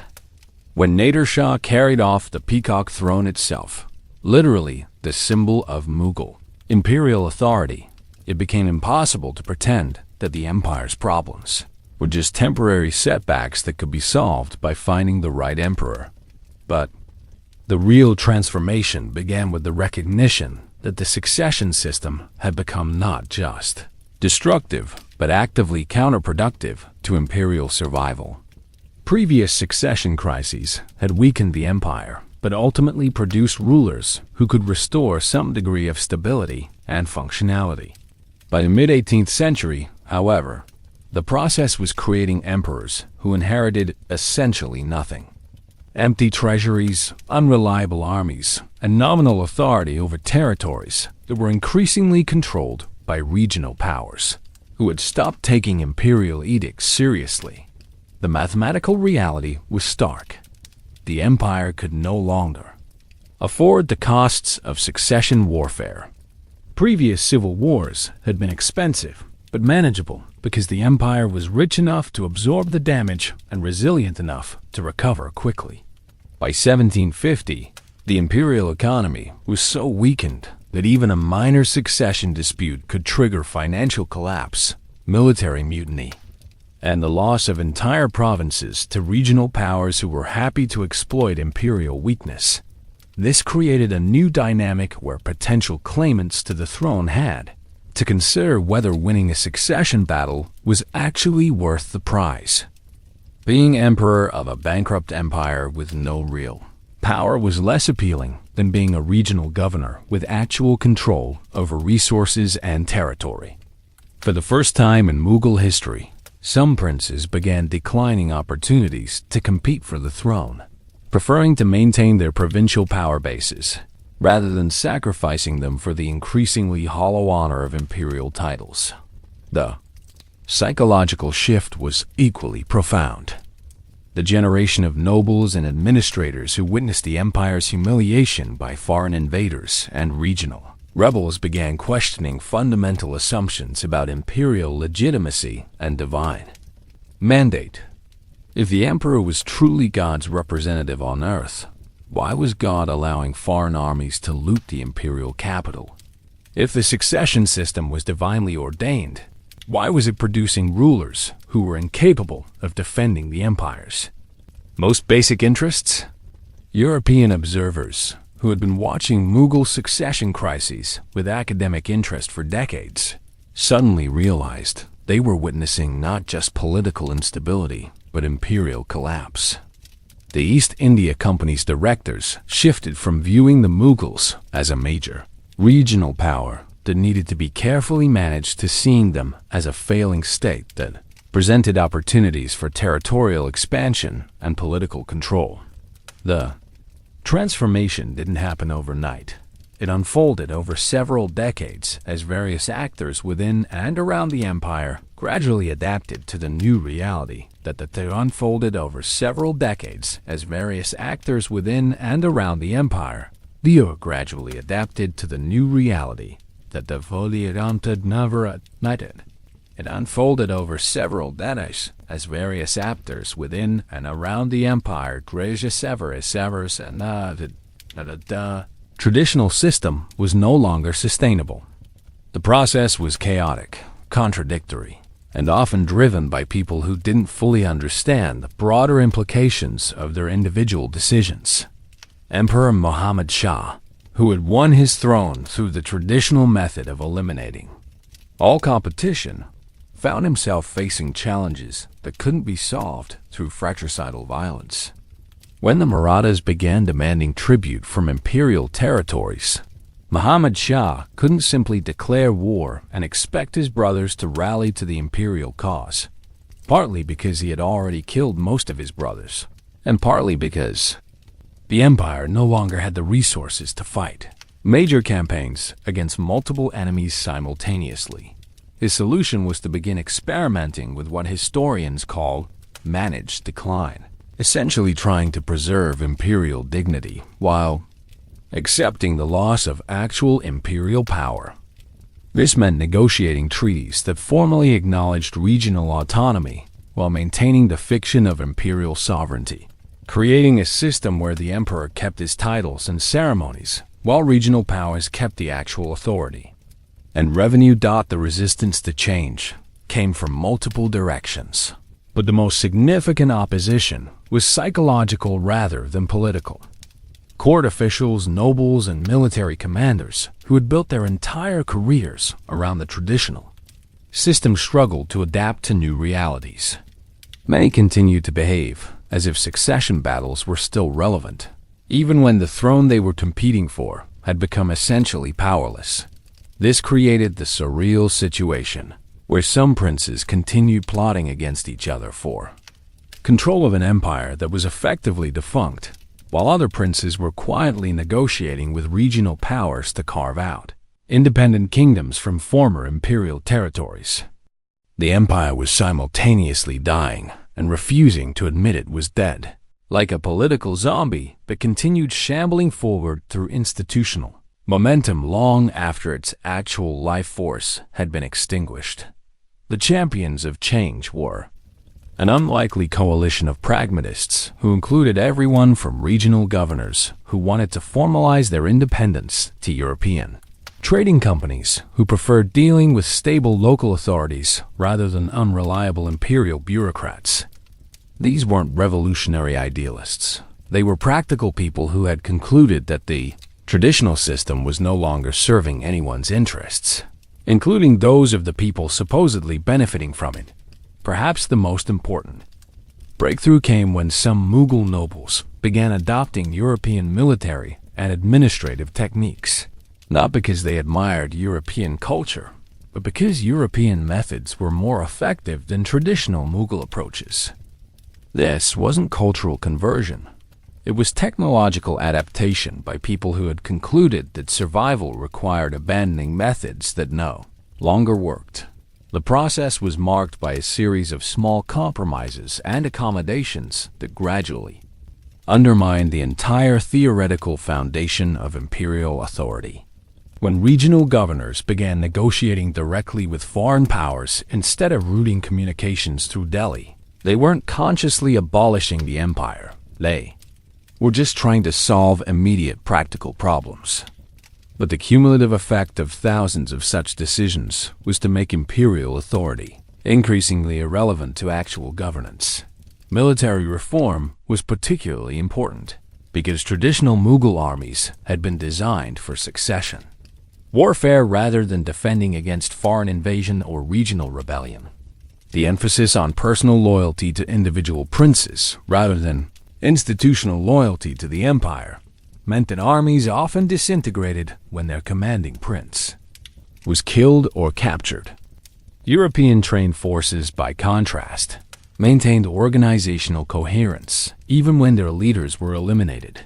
The most significant changes occurred at the provincial level, where governors who had traditionally viewed themselves as imperial appointees began thinking of themselves as regional rulers with their own legitimacy and authority.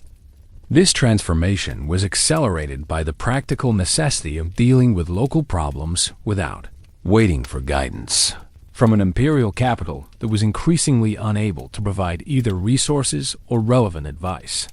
Economic changes were equally fundamental.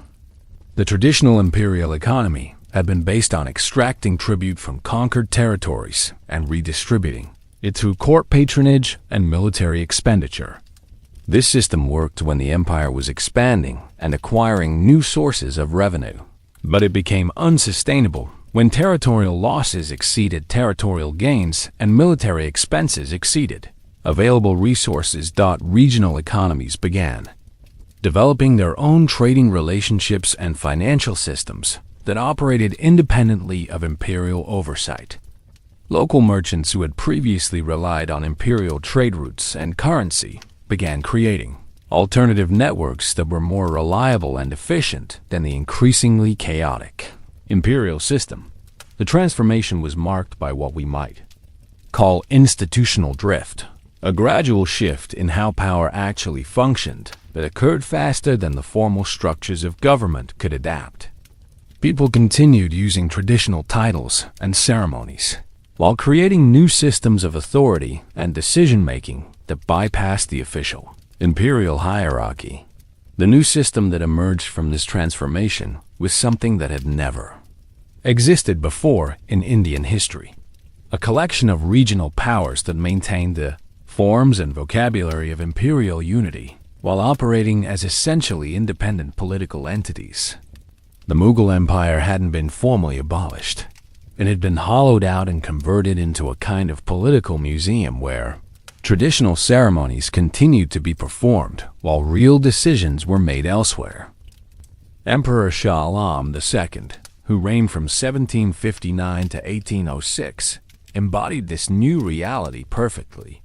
He held the title of Mughal Emperor and was treated with appropriate ceremonial respect, but his actual authority extended barely beyond the walls of the Red Fort in Delhi.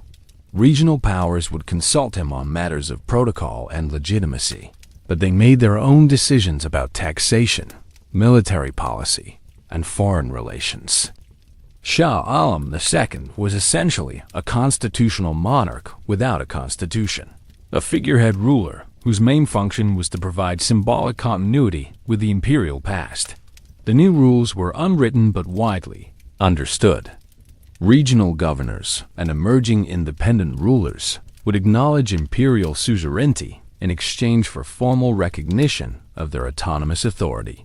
The emperor would grant titles and honors to regional leaders who would then use those titles to legitimize their rule over territories that they controlled through their own military and economic power rather than through imperial delegation.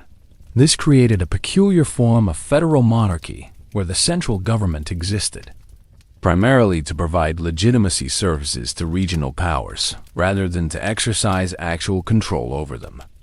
The emperor became something like a medieval pope, a figure whose blessing was valuable for legitimacy purposes, but whose ability to enforce his decisions was limited to his ability to persuade rather than compel. Military organization reflected these new realities. Instead of imperial armies commanded by princes competing for succession, regional powers maintained their own forces that were loyal to local rulers rather than to the imperial family. These armies were often more professional and effective than traditional Mughal forces because they were designed for territorial defense and regional conflict rather than for civil war and succession battles. The economic system was similarly transformed. Instead of a centralized imperial economy based on tribute extraction and court redistribution, the former empire became a collection of regional economies connected by trade relationships and mutual agreements. rather than by imperial command. This was actually more efficient in many ways, as resources were allocated based on local needs and opportunities rather than on the political requirements of succession warfare. What stayed the same was the cultural and ceremonial framework that provided continuity and legitimacy for these new arrangements. People continued to think of themselves as living in the Mughal Empire, even though the practical reality of their lives was increasingly determined by regional authorities. Traditional festivals, artistic traditions, and social hierarchies provided stability and meaning that helped people adapt to changing political circumstances without feeling that their entire world had been destroyed. The transformation was so gradual and so carefully managed that many people didn't fully recognize how complete it had been until decades after it occurred. Foreign observers were often confused by the apparent contradiction between the empire's continued formal existence and its obvious practical irrelevance. But for people living within the system, the changes felt more like evolution, perhaps. Most remarkably, the new system actually worked better than the old one in many ways. Regional conflicts were smaller and less destructive than imperial succession wars. Economic development was more responsive to local conditions, and governance was more accountable to the people actually being governed. Was this change an improvement over the traditional succession system? The answer depends entirely on what you value more: imperial grandeur or practical functionality. From the perspective of someone who cared about preventing civil wars, protecting economic development, and maintaining stable governance, the transformation was clearly beneficial. The new system eliminated the periodic succession crises that had devastated the empire for centuries, created more responsive and accountable government, and allowed regional cultures and economies to develop according to their own needs and opportunities. From the perspective of someone who valued imperial unity, centralized authority, and the cultural achievements that had been supported by imperial patronage, the transformation was a catastrophic loss. The Mughal Empire at its height had been one of the world's great civilizations, capable of creating architectural marvels like the Taj Mahal, supporting sophisticated artistic and intellectual traditions, and projecting power across vast territories. The new system of regional autonomy, while more stable and efficient, was incapable of supporting the same level of cultural achievement or international influence. The short-term effects were clearly positive for most people living in former imperial territories. Regional governments were generally more responsive to local needs, less prone to destructive internal conflicts, and better able to provide basic services like maintaining roads, collecting taxes fairly, and defending against bandits and foreign invaders. The end of succession warfare meant that resources previously wasted on civil wars could be invested in economic development and infrastructure improvement. The long-term effects were more ambiguous. While the new system eliminated the self-destructive aspects of the succession system, it also fragmented political authority in ways that made the region more vulnerable to external conquest. The British East India Company's eventual domination of the subcontinent was facilitated by the political fragmentation that resulted from the breakdown of imperial unity, even though that fragmentation had originally been a rational response to the empire's internal contradictions. Contemporary views of the transformation were mixed. Regional leaders and local populations generally welcomed the greater stability and autonomy, while traditional imperial elites mourned the loss of the cultural and political unity that had defined their world. European observers were impressed by the orderly nature of the transition, but also recognized the opportunities that political fragmentation created for foreign intervention and eventual conquest. Modern historians tend to view the transformation as both inevitable and beneficial, given the unsustainable nature of the traditional succession system, but they also recognize that the loss of political unity had consequences that extended far beyond the immediate improvements in governance and stability in the years and decades that followed the Great Transformation. The former Mughal Empire became a fascinating laboratory for alternative approaches to governance that nobody had really planned, but everyone had to figure out as they went along. The result was a political system that looked like organized chaos from the outside, but actually functioned with surprising efficiency once people learned the new rules of engagement. The most immediate challenge was figuring out how to conduct diplomacy in a world where the traditional source of legitimacy still existed but had no real power. When the British East India Company wanted to negotiate trading agreements, should they deal with the emperor in Delhi, who had the traditional authority but no actual control, or with the regional rulers who controlled the territory but lacked imperial recognition? The solution that emerged was characteristically complex. Everyone would pretend that the emperor was still in charge while actually negotiating with whoever had the real power, creating a system of diplomatic fiction that satisfied everyone's need for legitimacy while acknowledging the practical realities of who actually controlled what. This created new forms of political theater that were simultaneously absurd and sophisticated.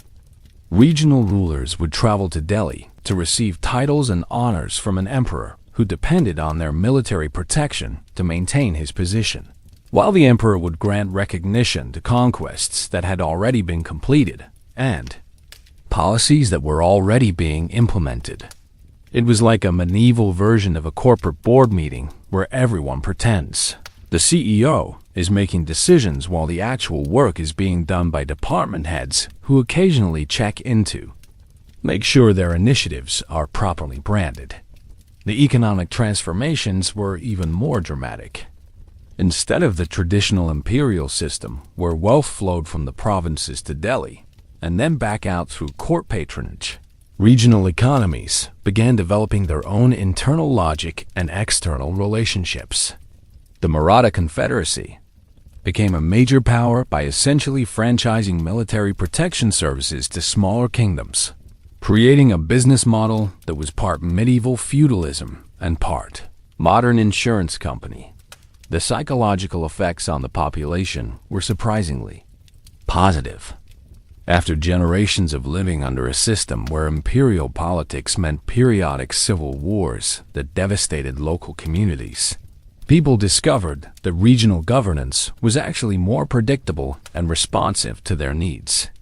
Local rulers who depended on regional support were more likely to invest in infrastructure, maintain law and order, and respond to local concerns than distant emperors who viewed provinces primarily as sources of revenue for their succession battles. But the transformation also created new forms of instability. Without the unifying framework of imperial authority, regional conflicts became more common as neighboring powers competed for territory, trade routes, and political influence. The difference was that these conflicts were generally smaller in scale, shorter in duration, and less likely to spiral into the kind of empire-wide disasters that had characterized succession warfare. Perhaps most importantly, the new system created space for cultural and political innovation that had been impossible under the rigid hierarchies of the traditional imperial system. Regional rulers began experimenting with different approaches to administration, military organization, and economic development, creating a diversity of governance models that would have been unthinkable when everyone was required to follow imperial precedent. The collapse of centralized Mughal authority created opportunities for a new generation of political entrepreneurs who understood that the old rules no longer applied, and that success would go to whoever could best adapt to the emerging realities. These weren't traditional imperial princes competing for an ancient throne. They were pragmatic leaders who built power through military effectiveness, economic innovation, and political coalition building, rather than through genealogical claims or ceremonial legitimacy. The most successful of these new players were the Maratha leaders, particularly figures like Baji Rao I, who essentially invented a new form of political organization that combined elements of traditional Indian kingship with innovative military and administrative techniques. Baji Rao understood that in a world where imperial authority was fragmenting, the key to success was mobility, adaptability, and the ability to form temporary alliances with multiple partners, rather than depending on permanent institutional relationships. The Maratha system was revolutionary because it was based on merit and performance rather than birth and tradition. Military commanders could rise through the ranks based on their effectiveness in battle.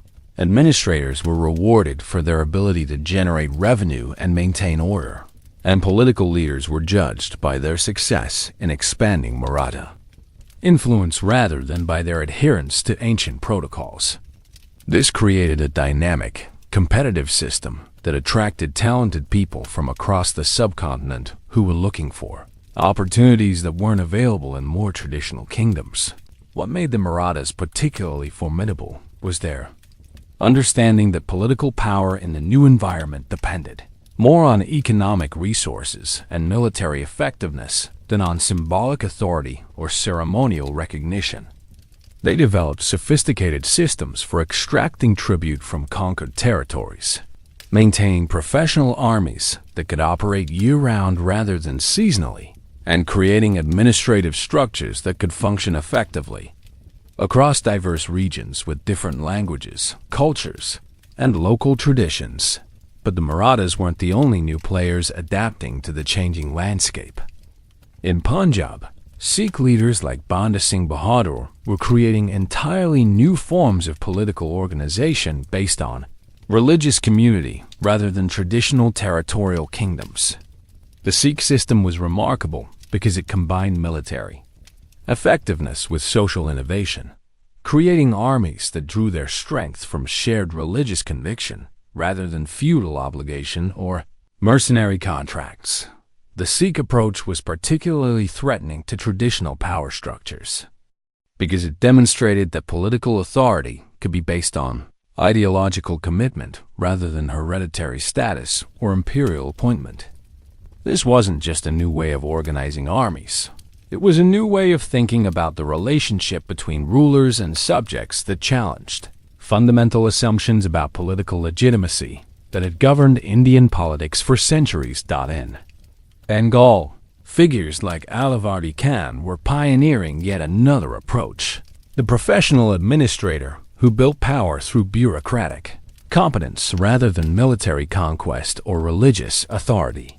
Alavardi Khan's innovation was to create a regional government that was more efficient and responsive than the imperial system it replaced, demonstrating that good governance could be a source of political legitimacy independent of traditional claims to authority. Perhaps most remarkably, these new players often collaborated with each other despite representing completely different approaches to political organization. Maratha military leaders would work with Sikh religious authorities and Bengali administrative experts when their interests aligned, creating temporary coalitions that were far more flexible and effective than the rigid hierarchies of the traditional imperial system. The common thread among all these new players was their recognition that success in the post-imperial environment required innovation, adaptability, and the ability to build power through performance rather than precedent. They were essentially entrepreneurs in the business of governance, competing to provide better services to their subjects and more effective leadership to their followers than their traditional competitors could offer. But some problems persisted. Despite all these innovations, and in many cases, the new system simply created new versions of old challenges rather than solving them entirely. The fundamental issue of succession, which had plagued the Mughal Empire for centuries, didn't disappear when imperial authority fragmented. It just moved to the regional level where it continued causing problems, albeit on a smaller and more manageable scale. Maratha politics, for example, quickly developed its own version of succession battles as different branches of the Peshwa family competed for control of the confederacy. The irony was bitter. leaders who had risen to power partly by rejecting the dysfunctional imperial succession systems soon found themselves trapped in similar conflicts over who would inherit their own newly created kingdoms. It was like watching people escape from a burning building only to start fighting over who got to control the fire. The fragmentation of authority also created new forms of instability that were in some ways more problematic than the old imperial civil wars. Instead of occasional empire-wide succession crises, the subcontinent was now experiencing constant low-level conflicts between neighboring regional powers, each trying to expand their territory or influence at their rivals' expense. These conflicts were individually smaller than imperial succession wars, but they were also more frequent and more difficult to resolve through negotiation. Economic coordination became increasingly problematic as regional powers developed their own currencies, tax systems, and trade policies. A merchant traveling from Bengal to Gujarat might have to deal with dozens of different authorities, each with their own regulations and requirements. This fragmentation reduced economic efficiency and made long-distance trade more expensive and risky than it had been under unified imperial authority. Religious and cultural tensions that had been managed, if not entirely resolved, by imperial policies of tolerance and inclusion, began manifesting in new ways as regional powers competed for legitimacy through appeals to specific religious or ethnic communities. The Mughal system, for all its flaws, had generally tried to maintain balance between different religious groups. Regional rulers, by contrast, often found it politically advantageous to favor their core constituencies at the expense of minorities. Perhaps most problematically, the new system created a coordination problem when it came to dealing with external threats. The Mughal Empire, despite its internal problems, had been capable of mobilizing massive resources to defend against foreign invasion. The fragmented regional system was much less capable of coordinated defense, as demonstrated repeatedly when external powers like the Afghans or Persians invaded and regional rulers struggled to organize effective joint responses. The British East India Company was particularly skilled at exploiting these coordination failures. Instead of having to conquer a unified empire, they could focus on one regional power at a time, often with the assistance of that power's regional rivals, who were happy to see a competitor weakened. The divide-and-conquer strategy that the British employed so effectively wouldn't have been possible against a unified imperial system, but it was devastatingly effective against a fragmented collection of competing regional authorities. Cyclical patterns began emerging that were in some ways reminiscent of the old imperial succession crises. Regional powers would rise, expand, and then fragment as they struggled with their own internal succession problems or external challenges. The Maratha Confederacy, which had seemed so dynamic and successful in the early 18th century, began experiencing exactly the kinds of internal conflicts and leadership disputes that had undermined the Mughal Empire. Why certain issues proved intractable became clearer over time. The problems weren't really caused by the imperial system itself. They were caused by deeper issues related to how power could be legitimately transferred from one generation to the next in societies that lacked strong institutional constraints on authority. Regional fragmentation didn't solve these fundamental problems. It just created more places where they could manifest.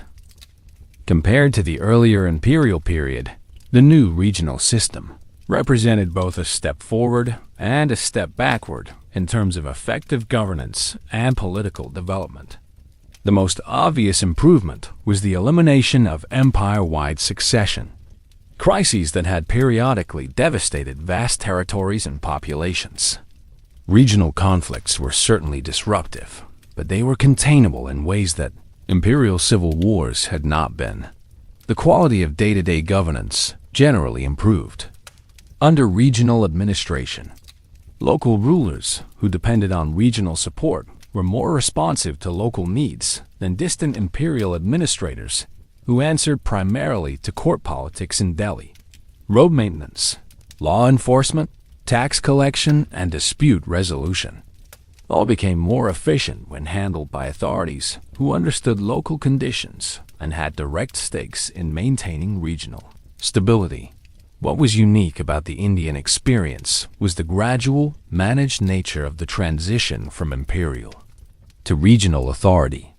Unlike the collapse of other empires, which typically involved conquest, revolution, or sudden institutional breakdown, the Mughal transformation occurred over several decades and preserved many elements of continuity that helped maintain social stability during the political transition. The Indian system was also unusual in its preservation of symbolic imperial authority, even after practical power had been completely transferred to regional levels. This allowed for a kind of federal arrangement that provided legitimacy and continuity, while enabling the flexibility and responsiveness that came with decentralized governance.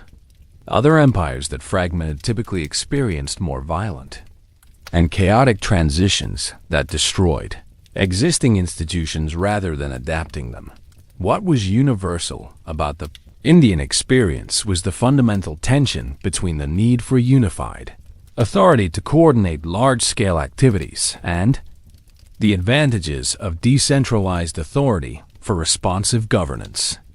This same tension has appeared in various forms throughout history, from the Holy Roman Empire to modern federal systems, and the Indian experience provides valuable insights into how societies can manage this balance. The patterns that repeated elsewhere included the tendency for regional powers to gradually develop their own versions of the same problems that had originally motivated decentralization.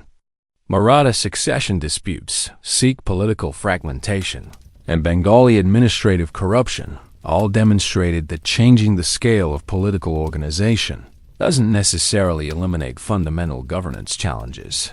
The lessons that could be learned from the Indian experience were both encouraging and sobering. On the encouraging side, the transition demonstrated that even deeply dysfunctional political systems can be reformed through gradual adaptation rather than violent revolution. Societies have more resilience and capacity for innovation than is often assumed, and people can develop creative solutions to apparently intractable problems when existing institutions become completely unworkable.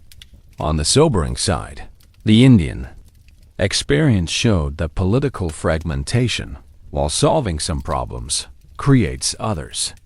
The improved local governance that came with regional autonomy was accompanied by reduced capacity for large-scale coordination, making the region more vulnerable to external intervention and conquest. The British conquest of India was facilitated by the same political fragmentation that had initially improved local governance and eliminated succession warfare. By the 1750s, perceptive observers could see warning signs that the regional system, despite its many improvements over imperial dysfunction, was facing challenges that its creators had never anticipated. The most ominous development was the gradual realization that while regional fragmentation had solved the problem of succession warfare, it had created a new vulnerability: the inability to coordinate effective responses to external threats that operated on a larger scale than any individual regional power could handle. The East India Company was particularly skilled at exploiting this coordination problem. Unlike traditional invaders who attempted to conquer the entire subcontinent through military force, the company developed a strategy of incremental expansion that targeted one regional power at a time while maintaining friendly relations with others. This approach was devastatingly effective because it never triggered the kind of unified resistance that might have emerged if all regional powers had simultaneously recognized the threat. What key players could see varied dramatically, depending on their position and perspective. Regional rulers like Tipu Sultan of Mysore understood the long-term threat posed by European expansion and tried to organize coordinated resistance. But they struggled to convince other regional powers to sacrifice their immediate interests for the sake of collective defense. The Marathas, who might have been natural leaders of such a coalition, were too busy dealing with their own internal succession disputes to focus effectively on external threats. What they missed was even more significant. Most regional rulers failed to understand that the company wasn't just another regional power seeking territorial expansion. It was the advance guard of a completely different type of political and economic system that would ultimately be incompatible with all existing forms of regional autonomy. They treated the company as a particularly well-organized competitor rather than recognizing it as an existential threat to the entire political framework that had emerged from the collapse of imperial authority. The resistance to inevitable change came from multiple sources, but the most significant was psychological rather than political. Regional rulers had invested enormous energy in creating new forms of legitimacy and authority that were independent of imperial recognition. Acknowledging that their carefully constructed regional systems were vulnerable to external conquest would have required admitting that all their innovations and achievements might be temporary expedients rather than permanent solutions to the problems of governance. Military leaders who had spent decades perfecting new forms of warfare adapted to regional conditions were particularly reluctant to acknowledge that their methods might be inadequate against European military technology and organization. The Maratha light cavalry that had been so effective against Mughal armies was less successful against disciplined infantry formations supported by artillery. But admitting this would have required fundamental changes to military systems that had been sources of regional identity and pride. Economic interests also created resistance to change. Regional merchants and administrators, who had prospered under the new system of fragmented authority, were naturally reluctant to support changes that might eliminate the competitive advantages they had developed. Local economic networks that had adapted to working within specific regional frameworks weren't necessarily equipped to function effectively under unified imperial authority, whether that authority was Indian or European. Perhaps most importantly, the success of the regional system in solving immediate problems created a false sense of security that made it difficult to recognize longer-term vulnerabilities. The elimination of succession warfare and the improvement in local governance were such obvious benefits that many people assumed the new system was inherently superior to imperial alternatives, rather than recognizing that it was optimized for specific conditions that might not persist indefinitely. The final act of the regional system didn't unfold as a single dramatic collapse, but rather as a series of incremental defeats that gradually eliminated independent centers of power until only the British East India Company remained as the dominant authority across most of the subcontinent. The process was so gradual that many participants didn't fully recognize what was happening until it was too late to organize effective resistance. The Battle of Plassey in 1757 is often cited as the beginning of the end, but it was really more like the moment when a slowly spreading cancer became visible to outside observers. Robert Clive's victory over Suraj Ad-Doula of Bengal wasn't just a military triumph. It was a demonstration that European military technology and organization could overcome even well-equipped regional armies when supported by superior logistics and coordination. But the real devastation came from what happened after Plassey. Instead of simply conquering Bengal and governing it directly, the company developed a system of indirect rule that allowed them to extract resources and control policy while maintaining the fiction that regional authorities were still in charge. This was political innovation of the highest order, a form of conquest that left existing institutions intact while completely subverting their actual function. The genius of this approach became clear when other regional powers failed to recognize what had happened in Bengal until it was too late to prevent similar outcomes in their own territories. From the outside, Bengal still appeared to be governed by its traditional rulers, using familiar administrative and ceremonial frameworks.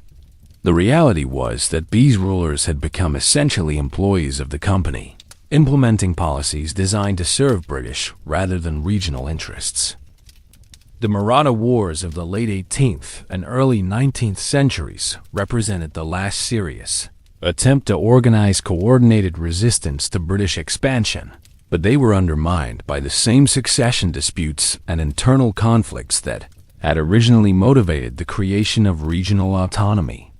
Different Maratha leaders spent as much energy fighting each other as they did fighting the British, making it impossible to sustain the kind of unified campaign that might have been effective against European forces. Tipu Sultan's final stand at Seringapatam in 1799 was particularly tragic because it represented everything the regional system could have achieved if its various components had been able to coordinate effectively. Tipu had modernized his military along European lines, developed sophisticated diplomatic relationships with other powers, and created an efficient administrative system that generated the resources necessary to support prolonged resistance. But he was fighting alone against an enemy that could call upon resources from across the subcontinent and beyond. The symbolic end came not with any particular battle or treaty, but with the gradual recognition that the company had become the real imperial authority, while traditional rulers had been reduced to ceremonial figureheads. By 1820, the Mughal emperor was receiving a pension from the British government. Regional rulers were governing their territories according to company policies, and the entire framework of regional autonomy had been transformed into a system of indirect imperial control. The final major players in this transformation were often the same people who had originally created the regional system. Maratha leaders who had pioneered new forms of military and political organization found themselves negotiating the terms of their own subordination to British authority. Regional administrators who had developed innovative approaches to governance discovered that their expertise was valued primarily for its usefulness in implementing policies designed by company officials. Perhaps most ironically, many of the innovations that had made the regional system successful, professional armies, efficient tax collection, responsive administration, were precisely the capabilities that made regional territories valuable to the company and therefore targets for acquisition. The very success of regional governance created incentives for British conquest that might not have existed if the territories had remained chaotic and unprofitable. The last attempts to preserve regional independence often involved desperate alliances between former enemies who finally recognized their common interests, but discovered that their decades of mutual hostility had made effective cooperation impossible. The Second Anglo-Maratha War saw temporary alliances between Maratha leaders who had been fighting each other for generations, but these coalitions lacked the trust and coordination necessary to function effectively against a disciplined and unified enemy. The endgame was marked by a series of treaties that formalized what had already become practical reality: the transformation of independent regional powers into client states that maintained local autonomy only in matters that didn't conflict with British imperial interests. The collapse of the regional system wasn't the result of any single cause, but rather the convergence of multiple factors that created vulnerabilities which external powers could exploit more effectively than internal innovations could address. The most fundamental problem was that regional fragmentation, while solving the coordination problems caused by imperial succession warfare, created new coordination problems that were even more serious when dealing with external threats. The internal problems that ultimately proved fatal were remarkably similar to those that had destroyed the original Mughal system.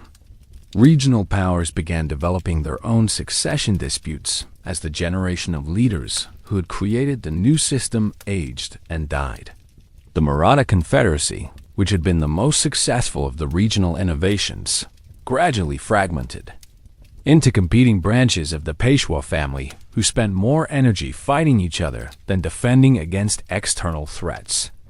Military technology was another crucial factor.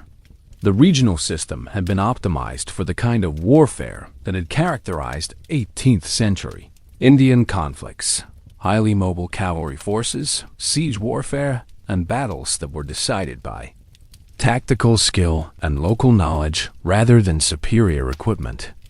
European military innovations, particularly improvements in artillery and infantry organization, gave the company decisive advantages that couldn't be overcome through traditional military excellence. Economic factors were equally important. The company had access to global financial resources that allowed them to sustain military campaigns longer than any regional power could match. More importantly, they had developed systems for extracting revenue from conquered territories that were more efficient than traditional Indian tax collection methods, creating a positive feedback loop where each conquest generated resources that could be used to fund additional conquests. The role of individuals versus historical forces in this collapse is difficult to assess. Certainly, individual leaders like Warren Hastings, Lord Cornwallis, and Arthur Wellesley made decisions that accelerated the company's expansion and the regional system's decline. But the structural vulnerabilities that made their successes possible were built into the system from the beginning and might have been exploited by other external powers even if the British had never appeared. What could have been done differently is one of history's great counterfactual questions. If regional powers had been able to maintain the cooperation and mutual support that had originally motivated the creation of regional autonomy, they might have been able to coordinate effective resistance to European expansion. The technology gap, while significant, wasn't insurmountable. Indian rulers who adopted European military techniques were often successful in individual battles. The question of inevitability versus contingency is particularly complex. The regional system's vulnerability to external conquest was probably inevitable given the coordination problems created by political fragmentation. But the specific form that conquest took, British rather than French, commercial rather than purely military, indirect rather than direct, depended on contingent factors that could have developed differently under other circumstances. Perhaps most tragically, many of the innovations that the regional system had developed, professional administration, efficient tax collection, responsive governance, were exactly the capabilities that could have supported effective resistance to external conquest if they had been coordinated at a larger scale.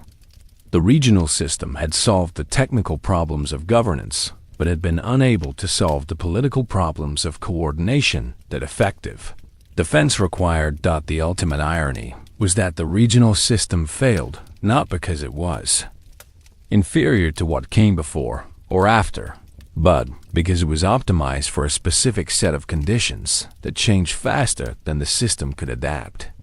The same flexibility and innovation that had made regional governance so successful in the post-imperial period became liabilities when dealing with external threats that operated according to completely different principles and with access to resources that no individual region could match. The immediate aftermath of the regional system's collapse was a period of profound uncertainty as people throughout the subcontinent tried to understand what had happened and what it meant for their future. The transition wasn't immediately obvious to most people because the British had been careful to preserve many of the forms and ceremonies of regional governance while fundamentally altering their substance and direction. Who stepped into the vacuum left by the collapse of regional autonomy was primarily the East India Company's administrative apparatus. But this wasn't a simple replacement of one form of government with another. The company had to create entirely new systems for governing territories that were far larger and more diverse than anything European colonizers had previously attempted to administer directly. The short-term consequences were mixed and varied dramatically by region and social class. For many ordinary people, the transition from regional to company rule was barely noticeable in terms of daily life. Taxes still had to be paid, local. Disputes still had to be resolved, and trade still had to be conducted.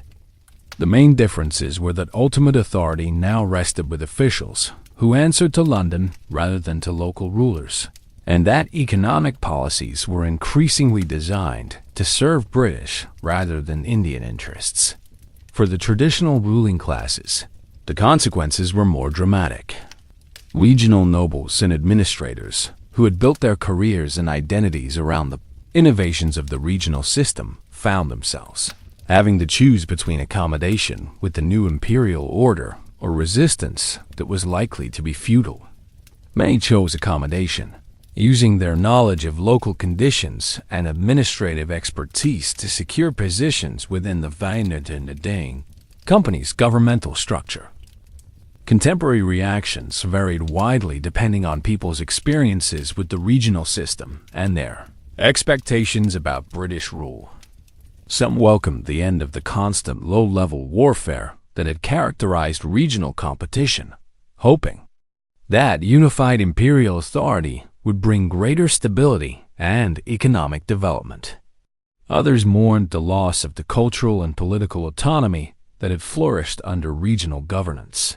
Attempts at revival or continuation of regional autonomy persisted for decades, but they were increasingly marginalized and ineffective. The 1857 rebellion represented the last serious attempt to restore some version of the regional system, but its failure demonstrated conclusively that the political and economic conditions that had originally made regional autonomy viable had been permanently altered by the consolidation of British imperial control. The most lasting immediate legacy was the demonstration that political innovation and adaptation, while necessary for survival in changing circumstances, weren't sufficient to guarantee long-term independence.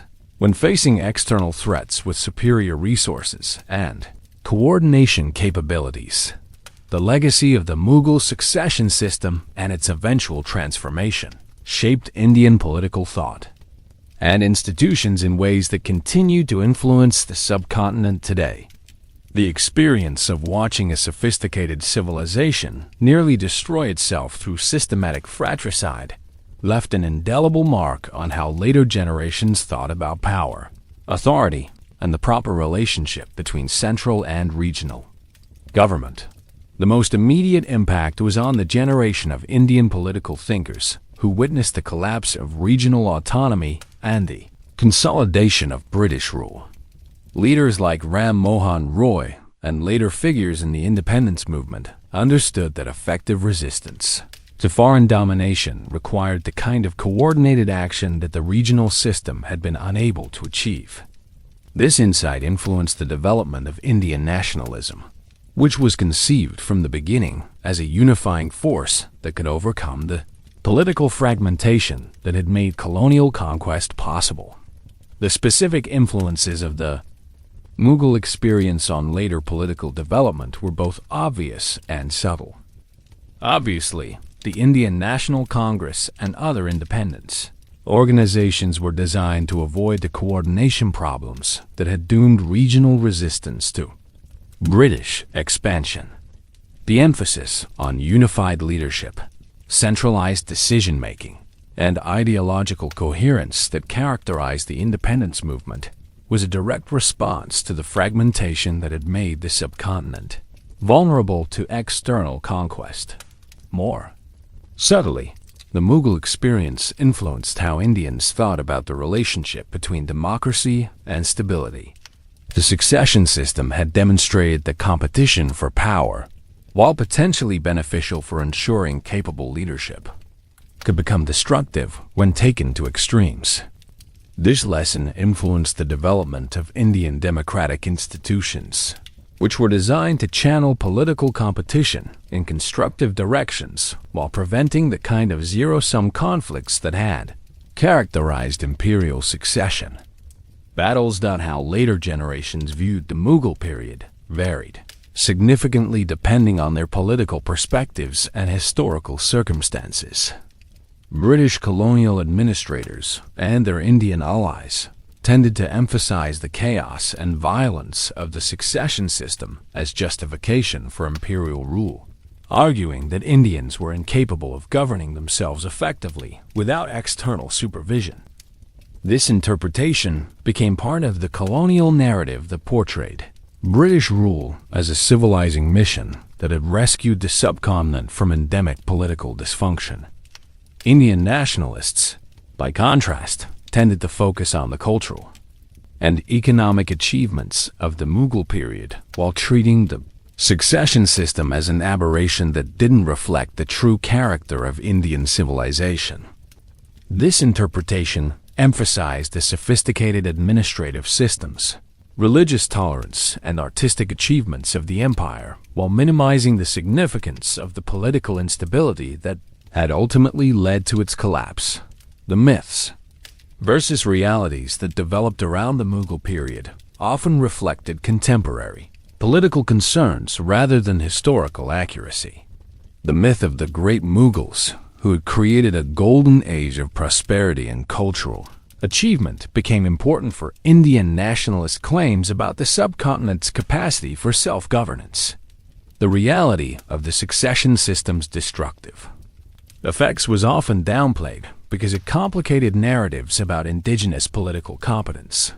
Conversely, colonial narratives often exaggerated the chaos and violence of the Mughal period while ignoring the sophisticated institutions and cultural achievements that had flourished despite political instability. This selective interpretation served imperial interests by suggesting that Indians needed external guidance to achieve effective governance and social progress.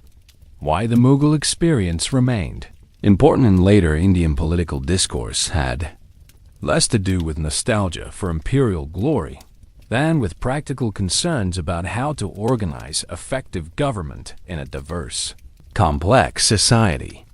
The succession system's failure provided important lessons about the dangers of unrestrained political competition, while the regional system's collapse demonstrated the risks of excessive political fragmentation. These lessons influenced the design of independent India's political institutions, which attempted to balance the need for a unified national authority with recognition of regional diversity and autonomy. The Indian federal system, with its complex distribution of powers between central and state governments, reflects an understanding of the coordination problems that had doomed both the imperial succession system and the regional autonomy that replaced it. Today, we can see echoes of the Mughal succession crisis in contemporary political systems that struggle to balance unified authority with distributed power, competitive leadership selection with institutional stability, and central coordination with regional autonomy. The fundamental tensions that destroyed the Mughal Empire haven't disappeared. They've just manifested in new forms that reflect modern conditions and constraints. The most obvious parallels exist in federal systems where central and regional authorities compete for resources, legitimacy, and policy control. The United States, for example, regularly experiences conflicts between federal and state governments that echo the coordination problems that plagued the Mughal regional system. When state governments refuse to implement federal policies, or when federal authorities override state decisions, the resulting tensions reflect the same basic challenge of distributing authority in ways that preserve both unity and autonomy. The European Union provides an even more striking parallel to the Mughal regional system's strengths and vulnerabilities. Like the post-imperial Mughal arrangement, the EU creates a framework for maintaining symbolic unity while allowing substantial regional autonomy. Member states acknowledge European authority in ceremonial contexts while making their own decisions about policies that affect their core interests. This system works well for managing internal coordination problems, but struggles when confronting external challenges that require unified responses. Brexit represents a modern version of the same dynamic that gradually undermined Mughal regional autonomy. When individual regions conclude that the costs of coordination exceed the benefits of unity, they may choose independence, even when that independence makes them more vulnerable to external pressures. The United Kingdom's decision to leave the European Union reflects the same tension between local autonomy and collective action that characterized the decline of both the imperial and regional Mughal systems. Corporate governance provides another arena where Mughal-style succession problems persist in modern forms. Family businesses that lack clear succession planning often experience destructive conflicts between siblings or cousins that can destroy enterprises built over generations. The same zero-sum thinking that characterized Mughal succession battles appears regularly in corporate boardrooms where family members compete for control of companies, markets, or resources. Political parties in democratic systems sometimes develop their own versions of succession warfare when established leaders age out of active roles and multiple candidates compete to replace them. The Democratic Party's 2016 primary contest between Hillary Clinton and Bernie Sanders, or the Republican Party's 2016 primary competition among multiple candidates, reflected some of the same dynamics that characterize Mughal succession battles. Intense competition between candidates with similar backgrounds but different visions. Supporters who had to choose sides knowing that backing the wrong candidate could have long-term consequences. And institutional structures that struggled to manage conflicts that threatened party unity. What hasn't changed about human nature is the tendency for competition to escalate beyond rational limits when the stakes are perceived to be existential, and when institutional constraints are weak or absent. Modern political systems that lack effective mechanisms for peaceful leadership transitions often experience the same kind of destructive conflicts that characterize Mughal succession battles, whether in corporate boardrooms, political organizations, or international relations. International relations continue to reflect the coordination problems that doomed the Mughal regional system. When faced with external threats, nation-states often struggle to subordinate their immediate interests to collective defense needs. NATO's difficulties in achieving unified responses to Russian aggression, or the international community's challenges in coordinating effective responses to climate change, reflect the same basic problem that prevented Mughal regional powers from organizing effective resistance to British expansion. Similar patterns appear in different contexts whenever groups of autonomous actors need to coordinate responses to external challenges while preserving their individual autonomy and interests. Professional associations, academic institutions, religious organizations, and international bodies all struggle with versions of the same tension between unity and autonomy that shaped Mughal political development. The digital age has created new versions of these old problems. Social media platforms that allow unlimited competition for attention and influence often produce the same kind of destructive escalation that characterized Mughal succession battles. Online communities that lack effective governance mechanisms frequently fragment into competing factions that spend more energy fighting each other than addressing external challenges or achieving common goals. Perhaps most significantly, modern democratic institutions continue to struggle with the fundamental question that the Mughal succession system never solved: how to ensure that competition for leadership produces capable rulers rather than just effective competitors.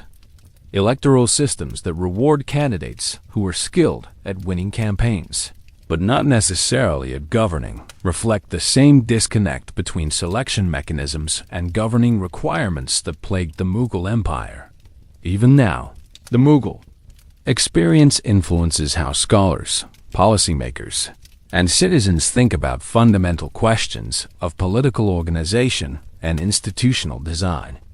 Academic studies of federalism, succession planning, and conflict resolution regularly reference the Mughal case as an example of how political innovations can solve immediate problems, while creating new vulnerabilities that may not become apparent until much later. Political discourse in modern India continues to invoke Mughal precedents when debating questions about the proper relationship between central and state authority. Arguments about federalism, regional autonomy, and national unity often reference historical examples from the Mughal period, whether to support claims about the benefits of decentralized governance or to warn about the dangers of excessive fragmentation.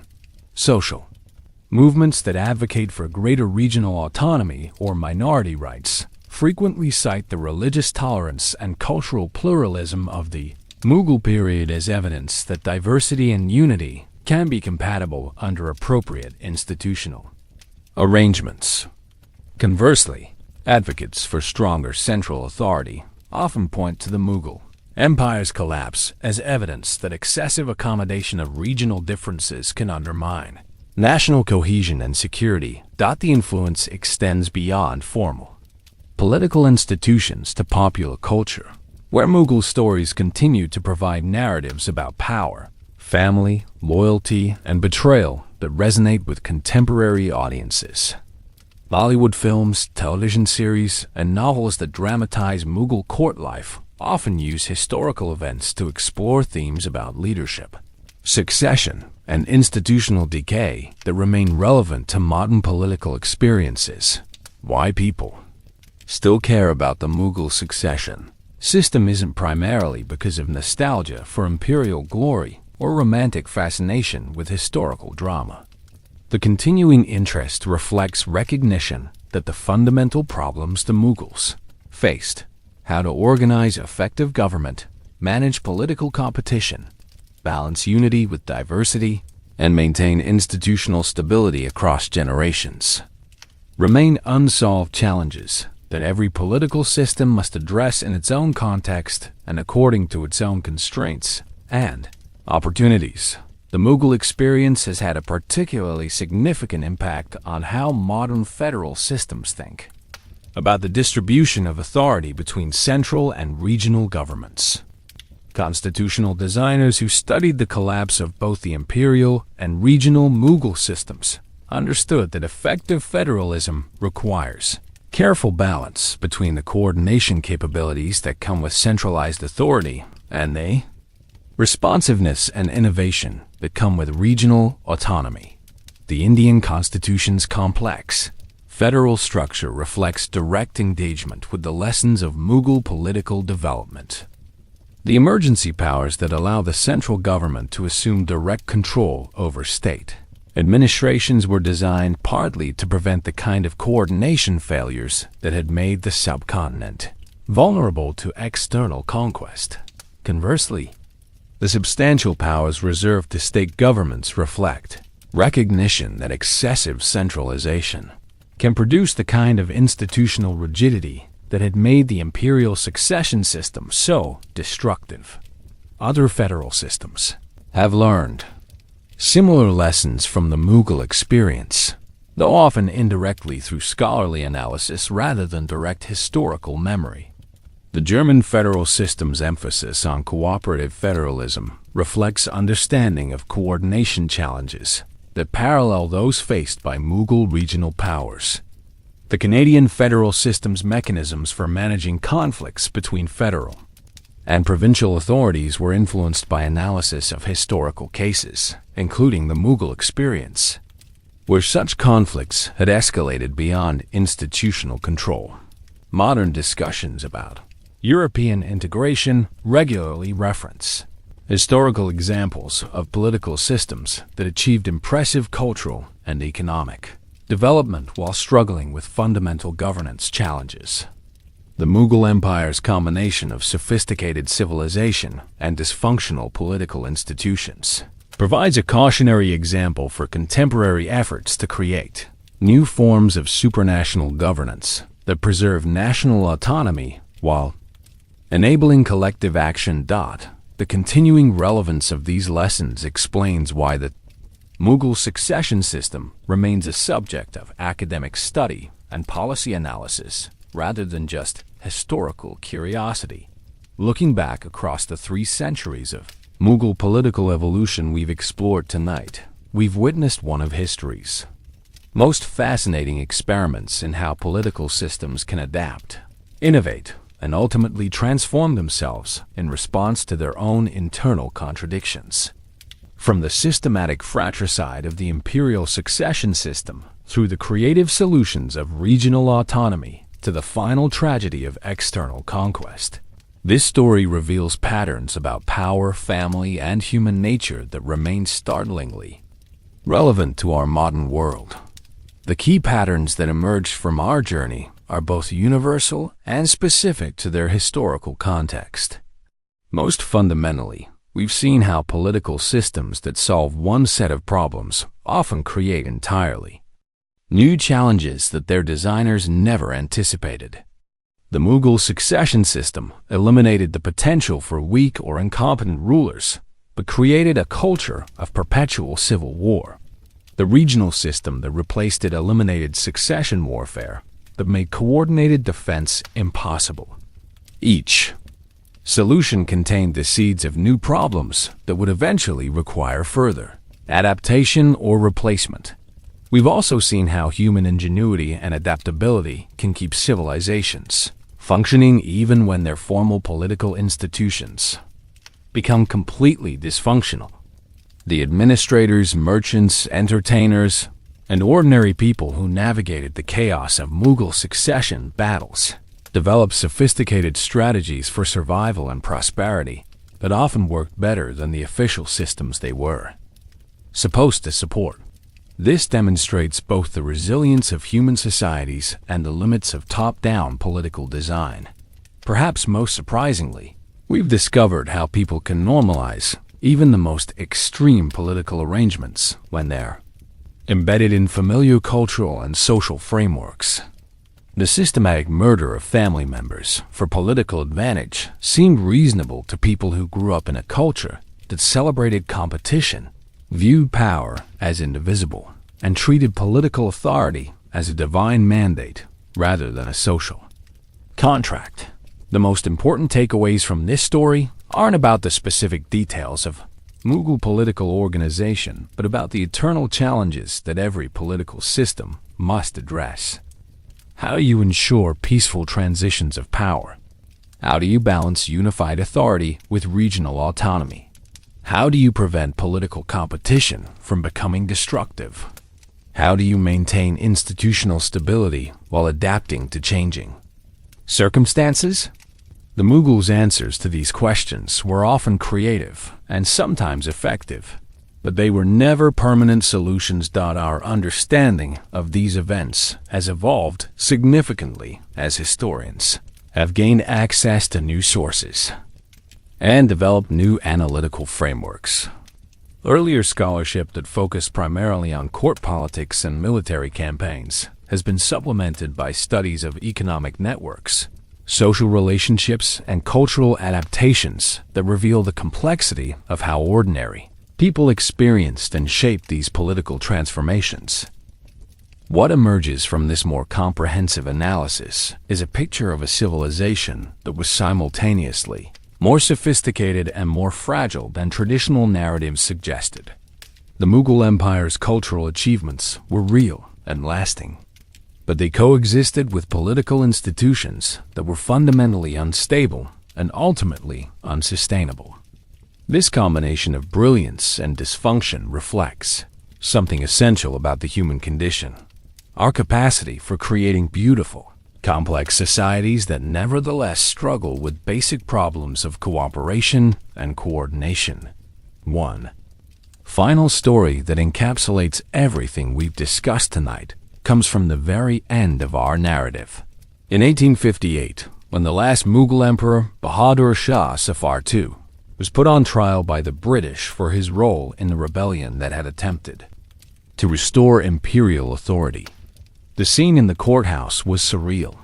An 82-year-old poet emperor, descendant of Genghis Khan and Tamerlane, being judged by representatives of a trading company that had gradually conquered his empire through a combination of military force, economic manipulation, and political opportunism. Bahadur Shah Zafar was everything the succession system had never been designed to produce. A gentle, scholarly man who was more interested in Urdu poetry than political intrigue, who had spent his reign as a pensioner of the British government rather than as a real ruler, and who had reluctantly agreed to serve as a figurehead for the rebellion only because the rebels needed a symbol of legitimate authority around which to organize their resistance. The trial proceedings revealed the complete transformation that had occurred since the days when Mughal princes murdered each other for the privilege of absolute power. Here was an emperor who had never killed anyone, who had no real army, who controlled no territory, and who represented the last gasp of a political system that had become completely irrelevant to the actual governance of the subcontinent. The British prosecutors struggled to present him as a dangerous threat to imperial security when the evidence showed that he was essentially a harmless old man who wrote beautiful poetry and had been manipulated by others into lending his name to a doomed cause. But the trial also revealed something profound about the enduring power of symbolic authority and cultural legitimacy. Despite everything, the centuries of dysfunction, the fragmentation of the empire, the loss of real power, people throughout northern India still recognize Bahadur Shah Zafar as their legitimate emperor. Soldiers who had never seen Delhi were willing to die for a man they had never met because he represented continuity with a cultural and political tradition that remained meaningful even when it lost all practical relevance. The British understood this symbolic power, which is why they took the trial so seriously despite the obvious powerlessness of the defendant. They weren't just prosecuting an individual. They were formally abolishing a political system and cultural tradition that had shaped the subcontinent for over 3 centuries. The verdict was predetermined, but the process was important because it marked the definitive end of the Mughal political experiment and the beginning of a completely different approach to governance and authority. When Bahadur Shah Zafar was finally sentenced to exile in Burma, where he would die 5 years later, still writing poetry about his lost kingdom, it marked the end of one of history's most complex and contradictory political systems. The man who represented the final evolution of a succession system based on fratricidal competition was himself the complete opposite of everything that system had been designed to produce: a peaceful scholar who had gained power through historical accident rather than personal ambition, and who had lost it through the same historical forces that had made his empire obsolete. This final irony captures something essential about the entire Mughal experience. A political system that had been created to ensure strong, capable leadership had ultimately produced its most humane and sympathetic ruler only when it no longer mattered who sat on the throne. The succession system's greatest success came when it had already failed, and its most admirable emperor emerged only after the empire itself had become a historical curiosity rather than a living political institution. As we come to the end of tonight's journey through the complex world of Mughal succession politics, it's worth reflecting on what this story tells us about the eternal human struggle to create political institutions that serve our deepest needs, while managing our most destructive impulses. The Mughals created a system that produced remarkable cultural achievements and economic prosperity, but they never solved the fundamental problem of how to transfer power peacefully from one generation to the next. Their failure wasn't unique. It's a challenge that every political system faces in its own way, whether through constitutional crises, electoral disputes, corporate succession battles, or family inheritance conflicts. The specific forms change, but the underlying tensions between competition and cooperation, individual ambition and collective good, innovation and tradition remain constant features of human social organization.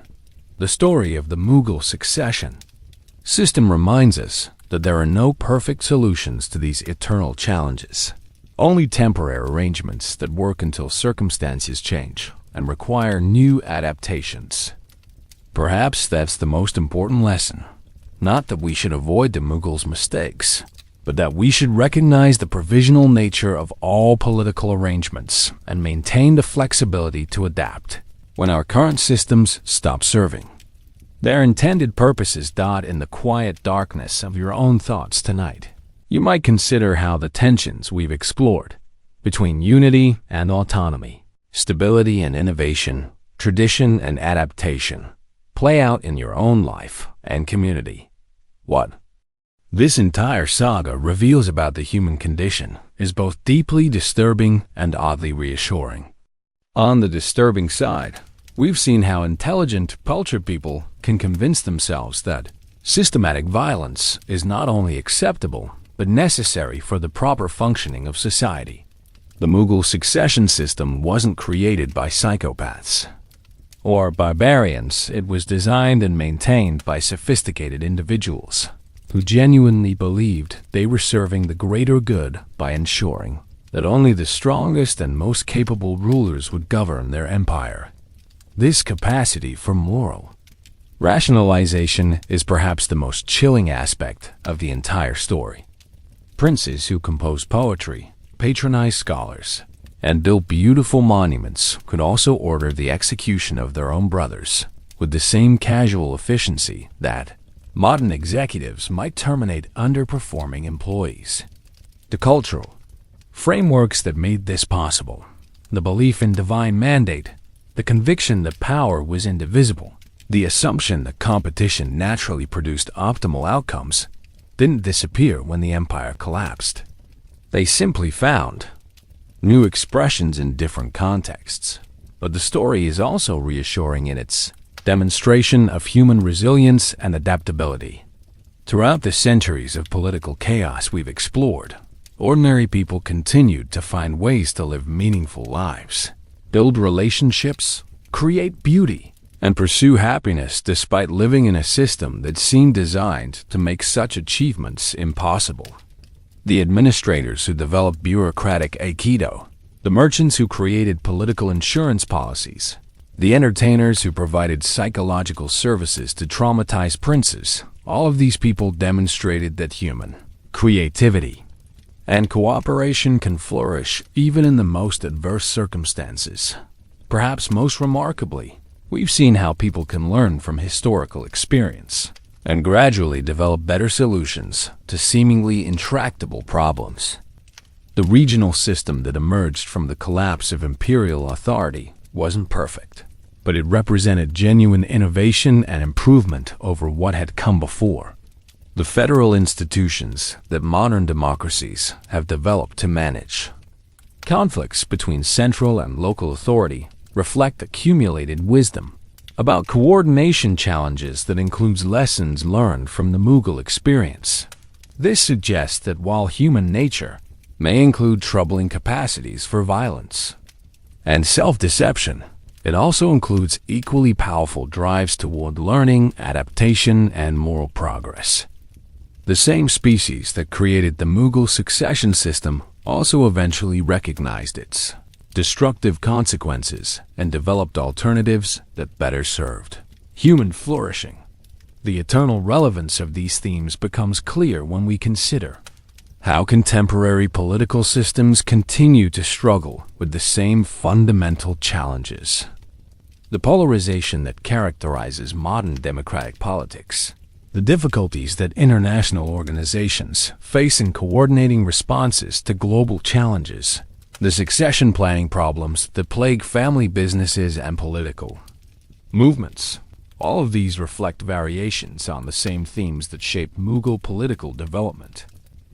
Understanding these historical patterns doesn't provide simple solutions to contemporary problems, but it does offer perspective on the complexity and difficulty of creating political institutions that serve human needs effectively over extended periods. The Mughal experience suggests that we should be both more humble about our current arrangements and more optimistic about our capacity to develop better ones when circumstances require change. Most importantly, the story reminds us that political systems are human creations that reflect human choices rather than natural forces beyond our control. The Mughal succession system wasn't an inevitable result of cultural or geographical factors. It was a deliberate response to specific challenges that could have been addressed in other ways.